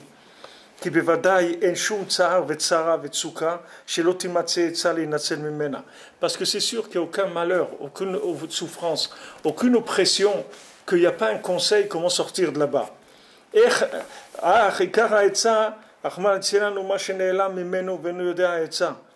Non, Ikar Tsara, pardon. Maintenant, tout le malheur, c'est qu'il ne sait pas qu'Hachem il protège. C'est que c'est caché de lui et il ne connaît pas le conseil comment sortir de là-bas. C'est ça le pire de tout. C'est-à-dire que de savoir que voilà, la solution elle est là, elle est à côté de nous, et on ne voit pas. Il n'y a pas pire que ça. Et la solution, elle existe. La solution à tous les problèmes, elle existe. Il y a toujours la solution à tous les problèmes. Jamais Hachem il envoie un problème sans avoir envoyé la solution avant le problème. Donc il n'y a aucun problème qui est un vrai problème puisqu'il y a toujours la solution. Maintenant le problème il devient un problème parce que la solution c'est pas où elle est cachée de nous. C'est tout. C'est ça le malheur. C'est pas le problème. Parce que le problème, il a une solution. C'est que la solution soit cachée de nous, c'est ça qui rend le problème malheureux, qui transforme nos problèmes en un malheur. Ou les familles, et des fois, ils pensent faire quelque chose. Il dit, ah ouais, ça y est, j'ai trouvé, c'est ça que je vais faire. Et après, boum, ça se casse en deux. C'est-à-dire, il dit, ah là, je ne sais pas si je vais faire comme ça ou pas. Des fois, il va dormir, il se lève le matin, ça se tourne d'un côté. Après, il se réveille un autre matin, ça vient de l'autre côté. Et il ne sait pas quoi faire. Il ne sait pas. Parce que c'est possible qu'avec ce conseil-là, il va abîmer encore plus. Et peut-être qu'il faut faire le contraire. Que chacun il sait qu'est-ce qui lui arrive dans sa vie. Il ne sait pas comment faire. Des fois, il faut être gentil alors qu'il fallait être méchant. Il faut être méchant alors qu'il faut être gentil. Et comment il va faire? Comment il va faire? Son fils, il lui demande ça. Il va lui acheter ou pas? S'il lui achète, peut-être c'est pas ça. S'il lui achète pas, peut-être c'est pas ça. Qu'est-ce qu'il faut faire? Qu'est-ce qu'il faut faire?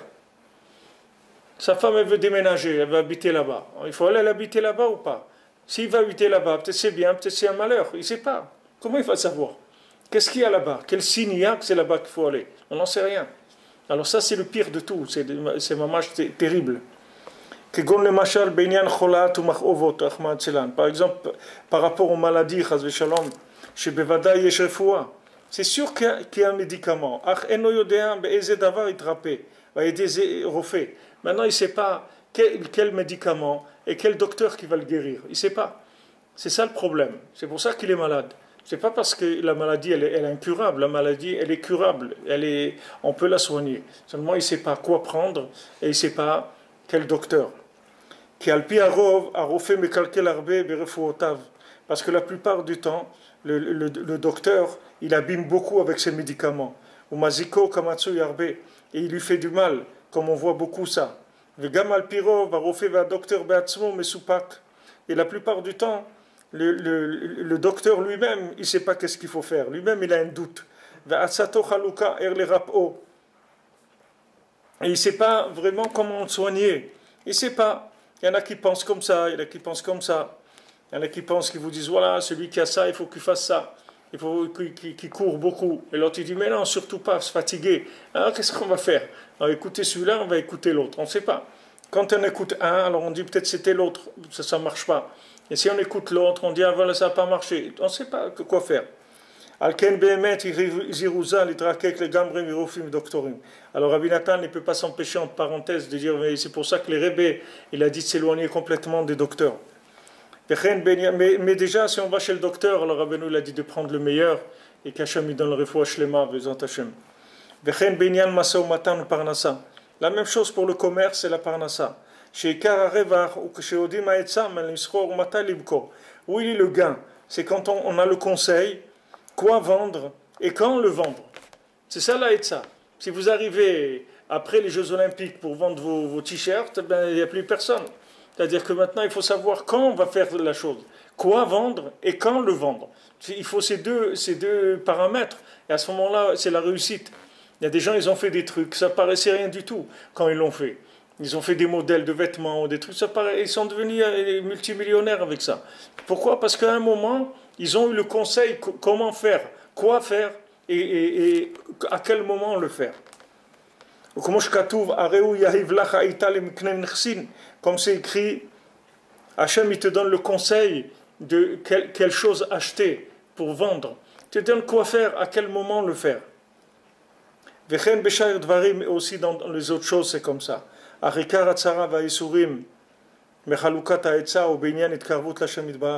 il dit mais maintenant le pire de tout c'est pas le problème de la parnassa, de trouver qu'est-ce qu'on va vendre, qu'est-ce qu'on va pas vendre. C'est pas ça le pire. Le pire de la vie, c'est savoir comment on va faire pour réussir notre vie, comment on va se rapprocher d'Hachem. C'est ça le pire. Mais tous les endroits où j'ai été éjecté à cause de mes fautes, c'est comment je vais revenir de là-bas. C'est ça maintenant que j'ai besoin le plus.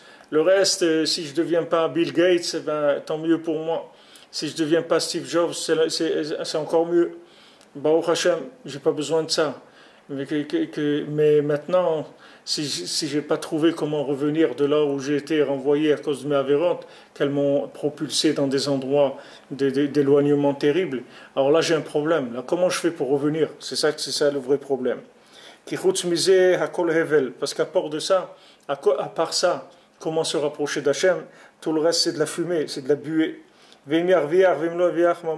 Qui gagne de l'argent, qui ne gagne pas d'argent.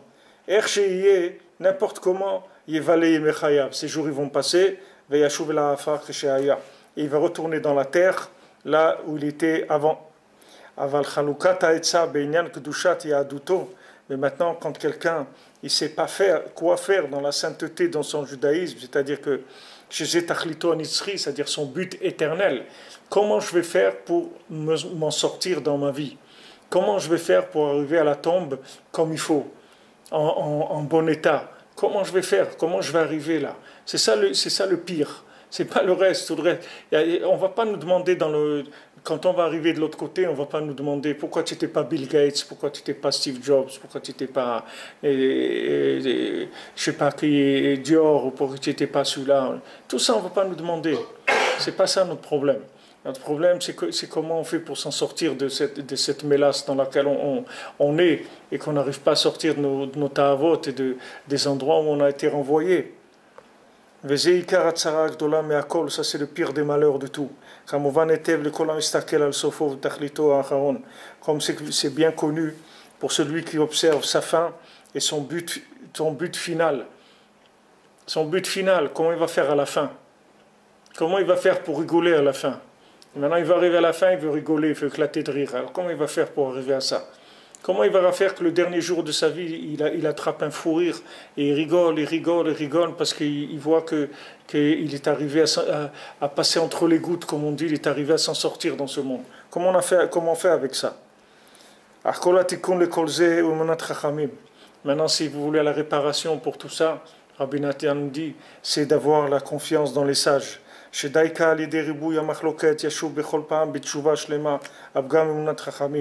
Justement, parce qu'il y a tellement de machloket, il y a tellement d'opposition, que lui, quand il voit ça, il doit faire tchouva sur le fait qu'il n'a pas eu confiance dans les sages. Que maintenant, à ses yeux, tous les sfarim qui sont saints, tous les sfarim de Torah, ils reprennent l'importance à ses yeux chez la Torah, et qui se moquent d'aucun livre. Il faut savoir que les sfarim qui ont été écrits, ils ont tous été écrits pour sauver le monde.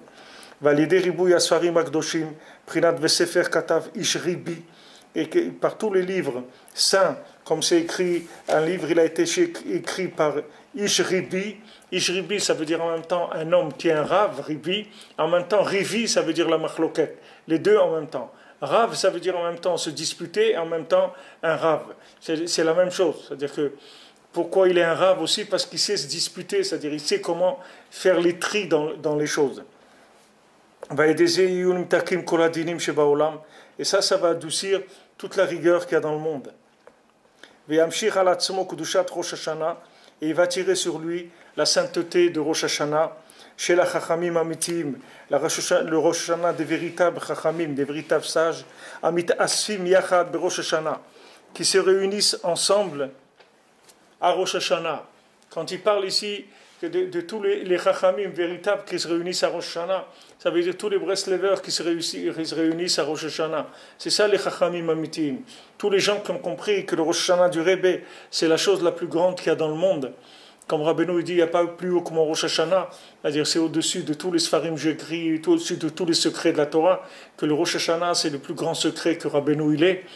Et Baruch Hashem, on voit que tous les ans, il y a des groupes, des gens de toutes les, comme on dit, de toutes les tendances, de toute obédience, comme on dit, de toutes les obédiences qui viennent à Ouman, qui sont là à Rosh Hashanah. Et ça va tout réparer. Vous entendez? Itaken hakol. Tout va se réparer. Kol abgamim. Toutes les fautes, toutes les erreurs, toutes les massacres que quelqu'un il a pu faire. Parce qu'à ce moment-là, les mains, elles vont recevoir l'appui du tzaddik. Et les Bnei Israël, ils vont retourner en Eretz Israël, sur leur terre. Et on va nous rendre le secret du hibour, c'est-à-dire comment faire le rattrapage de la lune par rapport au soleil. Et à ce moment-là, on pourra avoir le bon conseil tout le temps. On saura exactement quelle décision prendre à chaque instant. Parce que les eaux pures, qui sont ces livres saints, ils vont purifier l'homme Israël de toutes les impuretés, de toutes les saletés.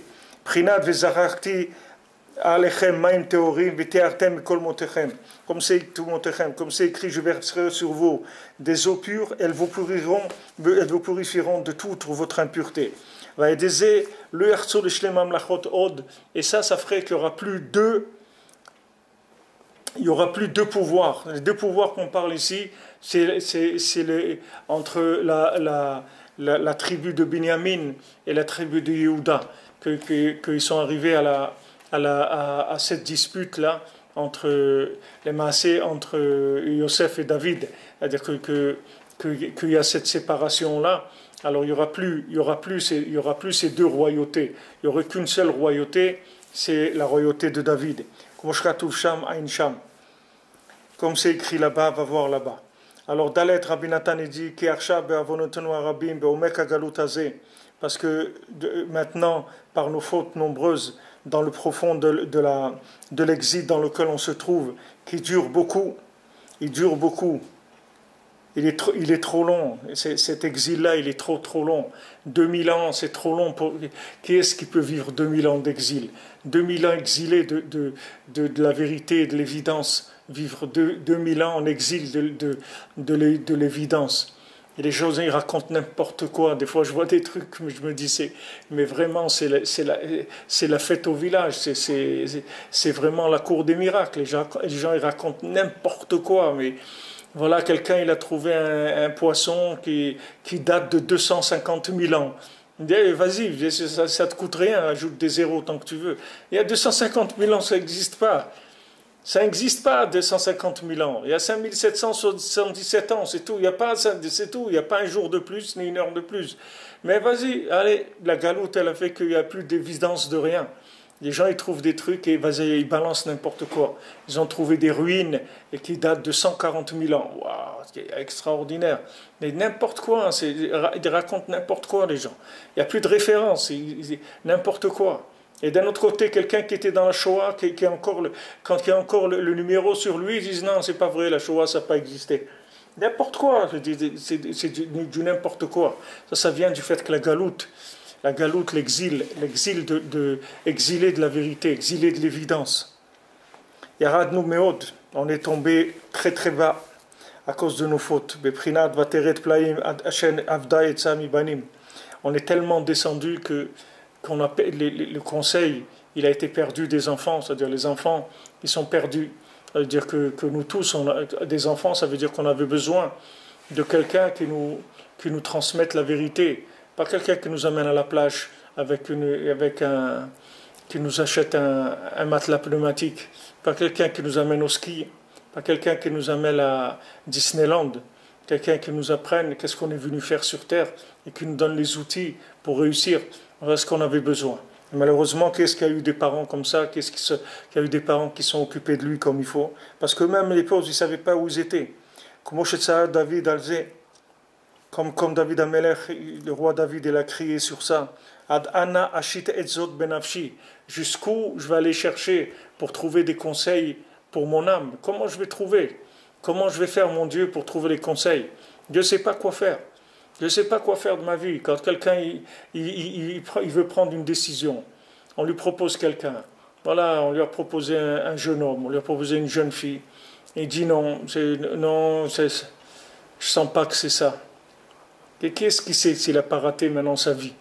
Voilà, toute sa vie il a raté en 2 minutes ça a pris, il a raté sa vie, c'est tout. Alors d'où il sait ça? D'où il sait ce qu'il a devant lui? Il ne peut pas savoir, c'est l'exil.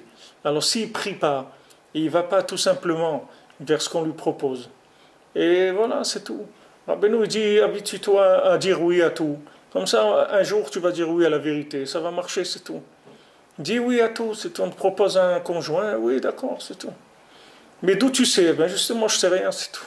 Qu'est-ce que tu veux que je fasse? Qu'est-ce que tu veux que je fasse? Je ne sais rien, alors je vais vers la simplicité. Quand ils ont voulu enterrer Rabbeinu, alors ils ont dit... qui c'est qu'on va prendre qui va enterrer Rabbeinu? Rabbeinu, Ora Orot, la lumière des lumières, le plus grand sadique qu'il y ait jamais eu dans le monde. Qui est-ce qui va oser enterrer Rabbeinu? Alors on dit peut-être Rabbi Nathan, peut-être ça. Alors Rabbi Nathan leur dit, Rabbeinu, vous allez prendre celui qui enterre tout le monde, il va enterrer Rabbeinu. Parce que si on essaye de faire la moindre chose qui est compliqué, ça veut dire qu'on croit qu'on a compris quelque chose dans Rabbeinu. Rabbeinu, on ne comprend rien du tout. Donc on va aller dans le plus simple. Qui est-ce qui fait ça d'habitude? C'est lui. Ah là, c'est lui qui va enterrer Rabbeinu, c'est tout. La même chose dans la vie, tout. Aller vers le simple. Le simple, c'est le plus parfait, c'est tout. On vous présente quelque chose, oui, d'accord. Et les gens disent, mais tu n'as pas de personnalité, toi. Tu dis toujours oui. Mais c'est ça la plus grande personnalité. Qu'est-ce que c'est la personnalité? C'est quoi? D'être un taré, c'est ça la personnalité. La personnalité, c'est faire semblant qu'on sait des choses. Ah non, moi, je suis pas d'accord. Hein, c'est pas. C'est quoi ça? C'est pas d'accord de quoi? Qu'est-ce que tu sais? Tu sais rien du tout. Alors prends ce qu'on te donne et dis Todarabah. C'est tout. Tu as dit Todarabah, merci mon Dieu, c'est tout. Qu'est-ce que tu veux? Tu as déjà un homme qui veut de toi, tu as une femme qui veut de toi. Bah, au Hachem, qu'est-ce que tu veux de plus? Qu'est-ce que tu veux de plus? Tu veux quoi? Tu crois que tu vas avoir quoi? Alors, jette tes illusions.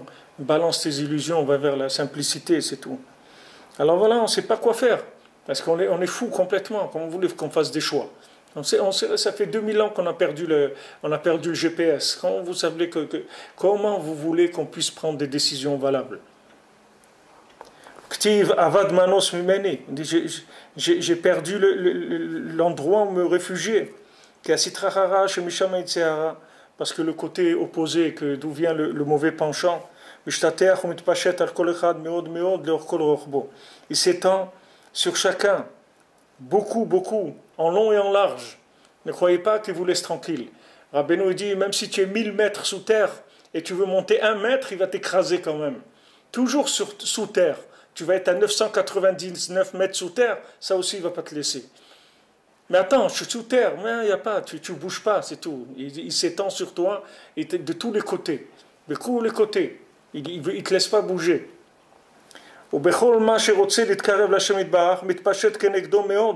Et chaque fois qu'il veut s'approcher d'Hachem, il s'étend sur lui beaucoup, il attaque énormément. C'est qu'on a l'impression qu'il n'y a pas de sortie, ça y est, c'est perdu, l'affaire elle est perdue, comment je vais faire? Je suis attaqué de tous les côtés, ça y est, comme on dit, je suis foutu, je ne sais pas comment je vais faire. Chaz v'shalom. Comme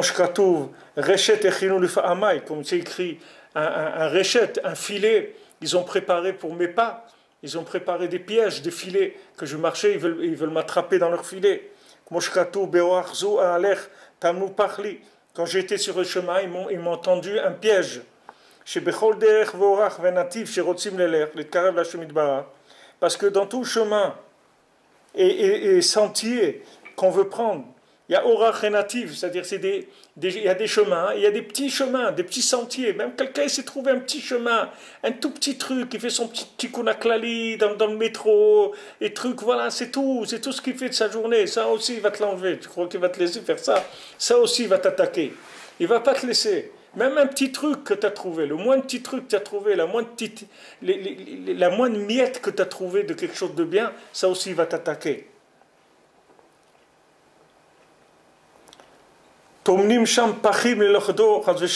étend là-bas des pièges pour l'attraper, c'est pour ça que tout le temps les gens ils n'ont pas de conseils, ils ne savent pas quoi faire. Et il ne sait pas du tout comment faire. Comment il va se sauver du puits de destruction, de la boue, des sables mouvants comme ça. Ou comme David, comment il a créé David Ameler, je suis perdu dans les sables mouvants. Ven Mahamad, je ne peux pas tenir debout, j'arrive même pas à tenir. C'est-à-dire, je suis en train de me noyer dans les sables mouvants. Maintenant, la réparation pour tout ça. Qui fasse chouva sur la emunat chachamim, qu'il ait confiance dans le tzaddik. Que tous les livres, ils deviennent importants à ses yeux. Parce que les livres, et quand il parle des livres ici, et sachez qu'il parle des livres de Rabbeinu. Mais Rabbi Nathan, il ne peut pas parler, comme je vous ai dit, il ne peut pas parler parce qu'il a la censure sur lui. Il ne peut pas parler ouvertement de ce qu'il veut dire. Mais seulement, il vous laisse des bribes dans un endroit, dans un autre. Et celui qui cherche, alors lui-même, il va faire le recoupement, ou lui-même, il aura entendu des élèves ce que ça veut dire quand il dit ça. Donc, quand il parle de ces sfarim, ça veut dire que maintenant, il parle des sfarim de Rabbeinu, que ces sfarim-là, ils purifient de toutes les impuretés qu'il y a dans le monde.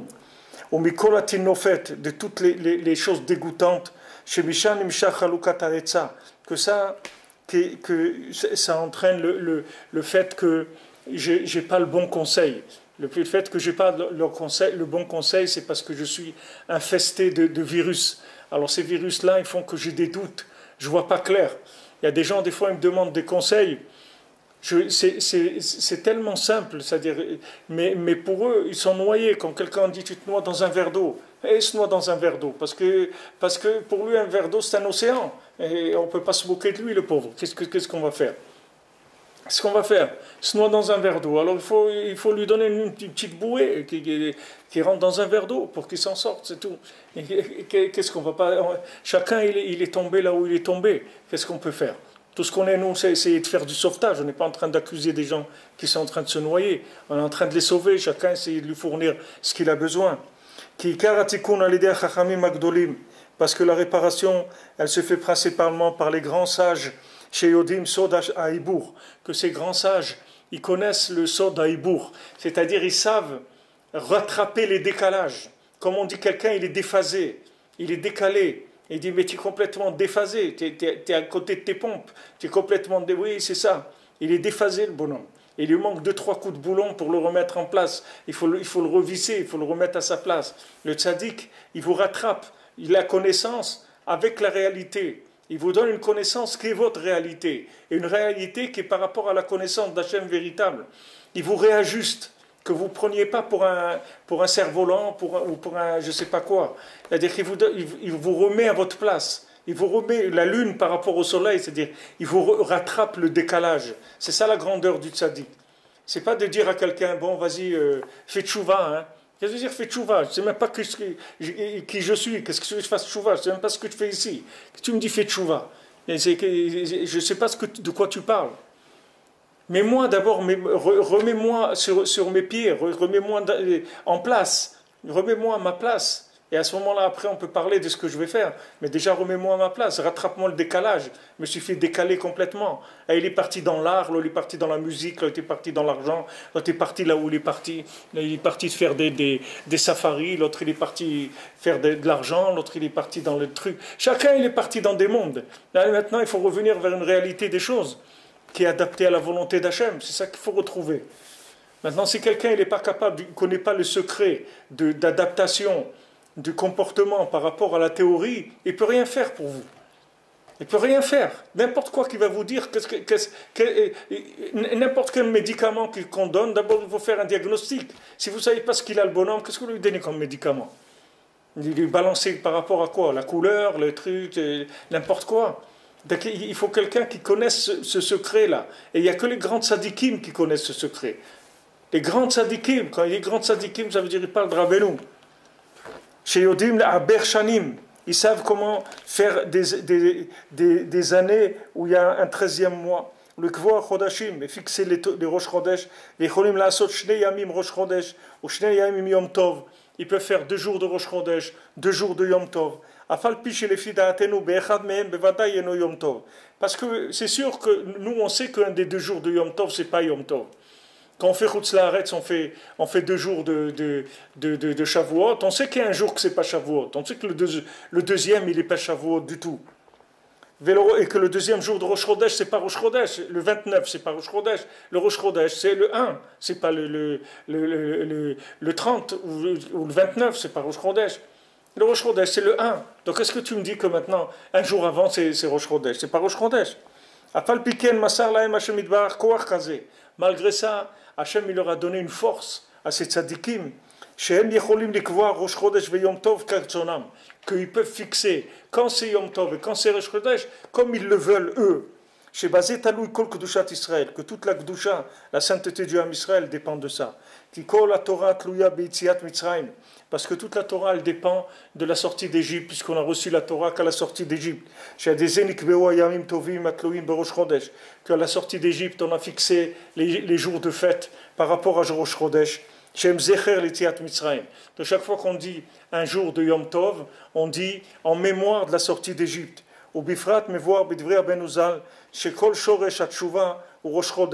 Et Rabbeinu, il a dit dans la Torah 10, dans l'écouté Moran, que toute la racine de la tchouva, elle est dans Rosh Chodesh. Aïn Sham, va voir là-bas, Nimsa, Kol tchouva, Kol Torah, Tluya Rosh Chodesh. Donc toute la tchouva, toute la Torah, elle dépend du premier jour du mois. Ve Yom Tov et les Yom Tov aussi. Va Kol Talui, Batzadike Emet. Donc maintenant, Rabbi Nathan, il ose un petit peu plus. Il dit Tzadike Emet. Et tzadikim véritable. C'est-à-dire, il se rapproche plus un petit peu de parler de Rabbeinu. Chez Yodissim Soda Hibour, ils connaissent le secret du Hibour. Les Kvoa Rosh Chodesh Kirtzonam, ils savent fixer le Rosh Chodesh comme ils le veulent. Que dans cette galoute où on est, ils nous ont fixé 2 jours de Rosh Chodesh. De tout ça, on voit la grandeur des tzadikim. Que toute la Torah elle dépend des tzadikim. Il n'y a pas de Torah sans le tzadik. Il faut que les gens ils sachent ça. Ça n'existe pas la Torah sans le tzadik. C'est quelque chose qui est une invention totale. Ça n'existe pas la Torah sans le tzaddik. On ne peut pas avoir de Torah sans le tzaddik. Parce que le tzaddik, c'est l'adaptation, c'est le vécu de la Torah. C'est la réalité, c'est la concrétisation de la parole d'Hachem. Valken kishema'amim bahem. C'est pour ça, quand on a confiance dans les tzadikim, on se rapproche d'eux. On peut se sortir de tous les chemins de perdition où on s'est perdu, tous les chemins de destruction dans lesquels on a pu se perdre. Et toutes sortes de doutes sur quoi faire.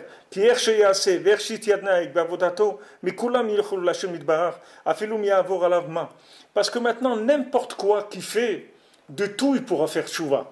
C'est pas maintenant qu'on va lui dire, voilà, tu vas faire comme ça ou tu vas faire comme ça. Peu importe comment il va faire. De tout, il va revenir. Puisque maintenant, eux, ils sont capables de dire, tu vois, il y a 2 jours Rosh Chodesh. Il dit, mais attends, mais Rosh Chodesh, c'est qu'un jour. Il dit, ben non, j'ajoute un jour. Mais ce jour-là, c'est pas Rosh Chodesh, ça fait rien. Moi, je te le rends Rosh Chodesh. Ça veut dire, même si tu t'es paumé, tu te trouves là où tu te trouves. Et c'est pas là-bas que tu dois être. Tu n'as rien à faire là-bas. Qu'est-ce que tu fais là-bas? Qu'est-ce que tu habites à Johannesburg? Qu'est-ce que tu habites à São Paulo? Qu'est-ce que tu habites? Qu'est-ce que tu fais là-bas? Non, là-bas, il va te le rendre Rosh Chodesh. Là-bas, il va te le rendre Kadosh. Parce que c'est lui qui décide. Lui, il décide, voilà, maintenant, il y a 2 jours de Pessah. Il y a 2 jours de Shavuot. D'ailleurs, c'est intéressant qu'en Eretz Israël, on ne fait qu'un jour. Mais Rosh Chodesh, on ne fait pas qu'un jour. Rosh Chodesh aussi, on a les 2 jours. Comme partout dans le monde, dans la même Rosh Chodesh. Tandis que le Yom Tov, dans Eretz Israël, la Emouna, elle est plus forte. Alors, on n'a pas besoin de ce 2e jour. Mais regardez, le tzaddik, qu'est-ce qu'il fait? Regardez, ce qu'il dit, c'est extraordinaire. C'est pas que le tzaddik qui va te montrer la vérité. C'est que ta vérité va te la rendre vraie. C'est extraordinaire. C'est-à-dire que maintenant, il n'y a pas... C'est-à-dire que dans tous les cas, tu gagnes. Ou tu gagnes parce que tu as trouvé le vrai, ou tu as perdu, mais tu joues à qui perd-gagne. Donc, que tu gagnes ou que tu perds, tu as gagné quand même. C'est-à-dire qu'il est capable de l'endroit où tu te trouves, cet endroit-là, il va le rendre kadosh. Là où tu t'es paumé, il va te le rendre un chemin de vérité. Où tu t'es paumé. C'est pour ça que Rabbeinu, tu dis où tu es, mon ami. Tu dis, ouais, excusez-moi, je voudrais revenir. Non, dis-moi où tu es, c'est tout. Dans quoi tu t'es paumé? Ok, pas de problème. Ça aussi, je le rattache. Ça aussi, je le rattache au bateau. Il n'y a aucun problème. Là où tu te trouves, il va te le rattacher. C'est ce qu'il dit ici, regardez. Qui erche assez, n'importe quoi qu'il va faire. Ve erche itnaeg, mais avodato, n'importe comment qu'il va se comporter dans avodat Hashem. Mikulam yecholav shel bar. De tout, il va pouvoir revenir vers Hashem. Afilum et avoir à l'avma, même ce qui lui arrive, ça n'a pas d'importance. Même ce qui lui tombe dessus, le Yetzer, il faut qu'il rigole, c'est tout. Même si le Yetzer, il attaque, il le fait tomber. Quand il tombe, il faut qu'il rigole, qu'il se plie de rire. Il lui dit, mon ami, je t'ai déjà eu. Tu es terminé déjà. Fais ce que tu veux de moi. C'est déjà terminé. Ton histoire, elle est terminée. Avec moi, tu ne pourras rien faire. Du fait que maintenant, moi, je suis attaché à Rabbi Nachman, tu ne peux rien me faire. Même si tu me fais tomber tant que tu veux, de toute façon, j'ai déjà gagné. Tout ce que tu pourras faire, tu ne pourras jamais me faire perdre. Tu vas essayer de me faire tomber, mais sache qu'à la fin du ring, c'est moi qui vais gagner. N'importe comment, mais moi, découte tant que tu veux. Mais moi, je vais gagner.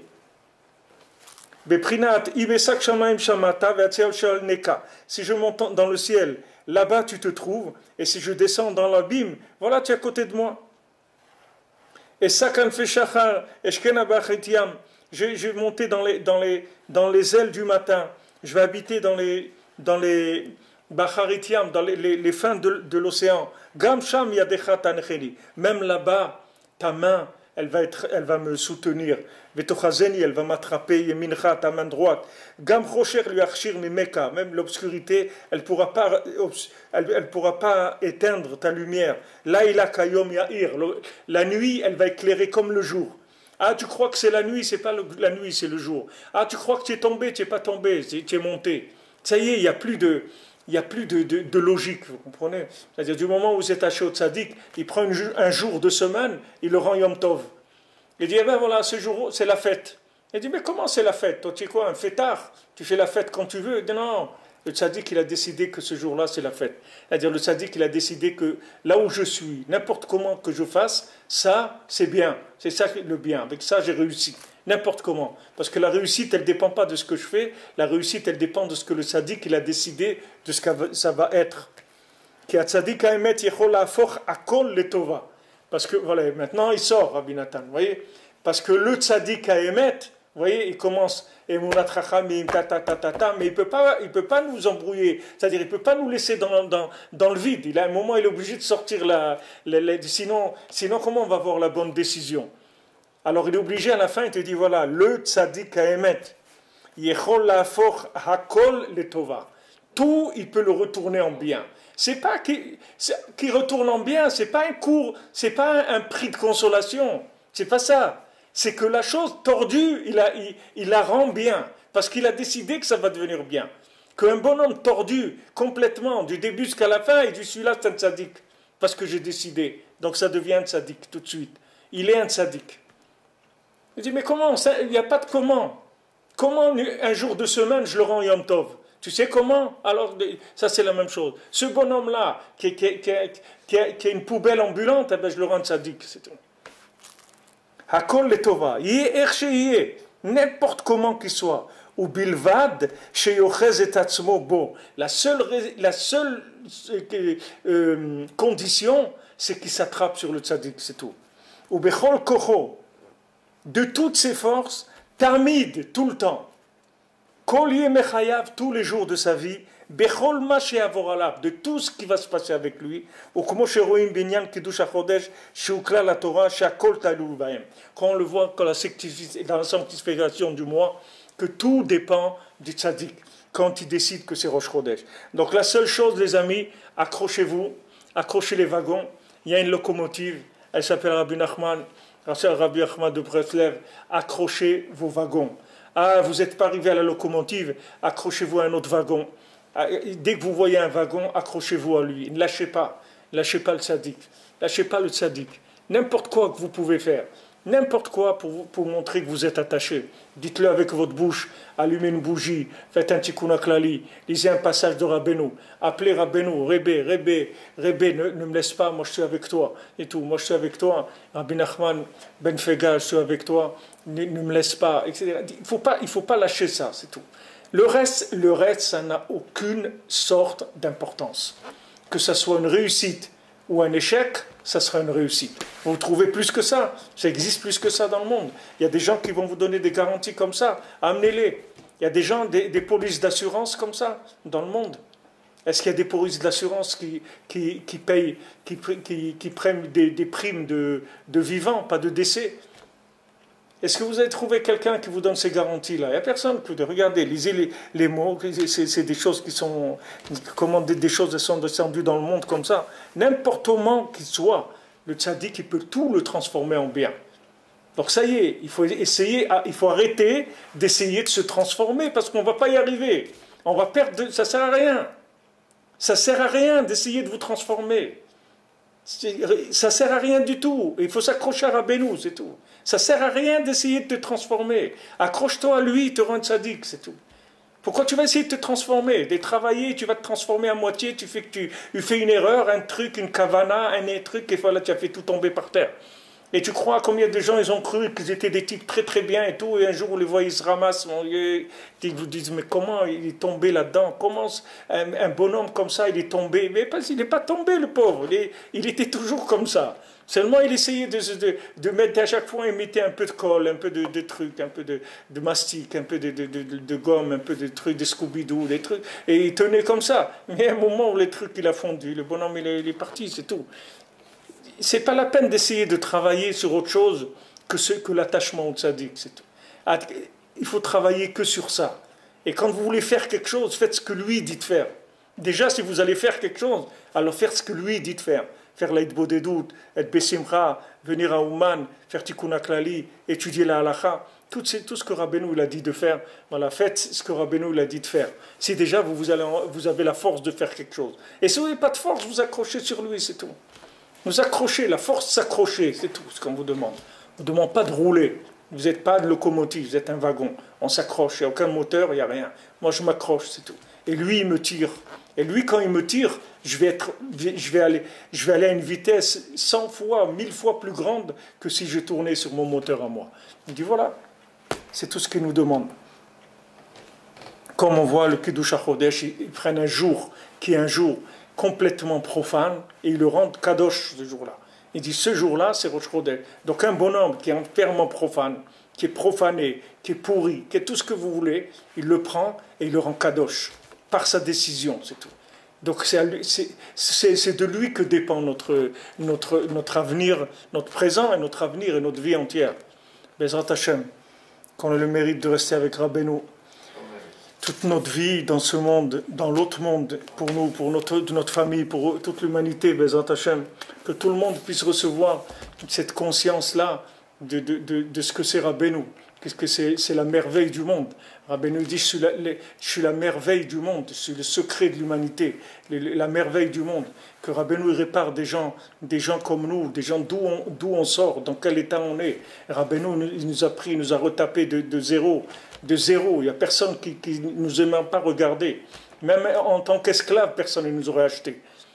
Rabbeinu, il fait des pélés, des merveilles. On s'est fêlé, il fait des merveilles de gens qui étaient fêlés, oui, complètement. Il en fait des pélés. C'est une merveille. Baruch Hashem. Shabbat Shalom, des bonnes nouvelles, Bezrat Hashem. Et voilà, on continue. Alors dimanche, on se retrouve, Bezrat Hashem, à midi, pour le shiur. Ah oui, monsieur Ilalou, Ouman, si ça me va bien. Oui, ça va bien tout le monde. Ça va bien tout le monde, Bezrat Hashem. Voilà, vous aussi vous êtes à Ouman. Où vous êtes maintenant? Vous êtes en train d'écouter ce qui vient de Rabbeinu, de Ouman. Vous êtes là, vous êtes avec moi, on est tous ensemble. Shabbat Shalom, que de bonnes nouvelles.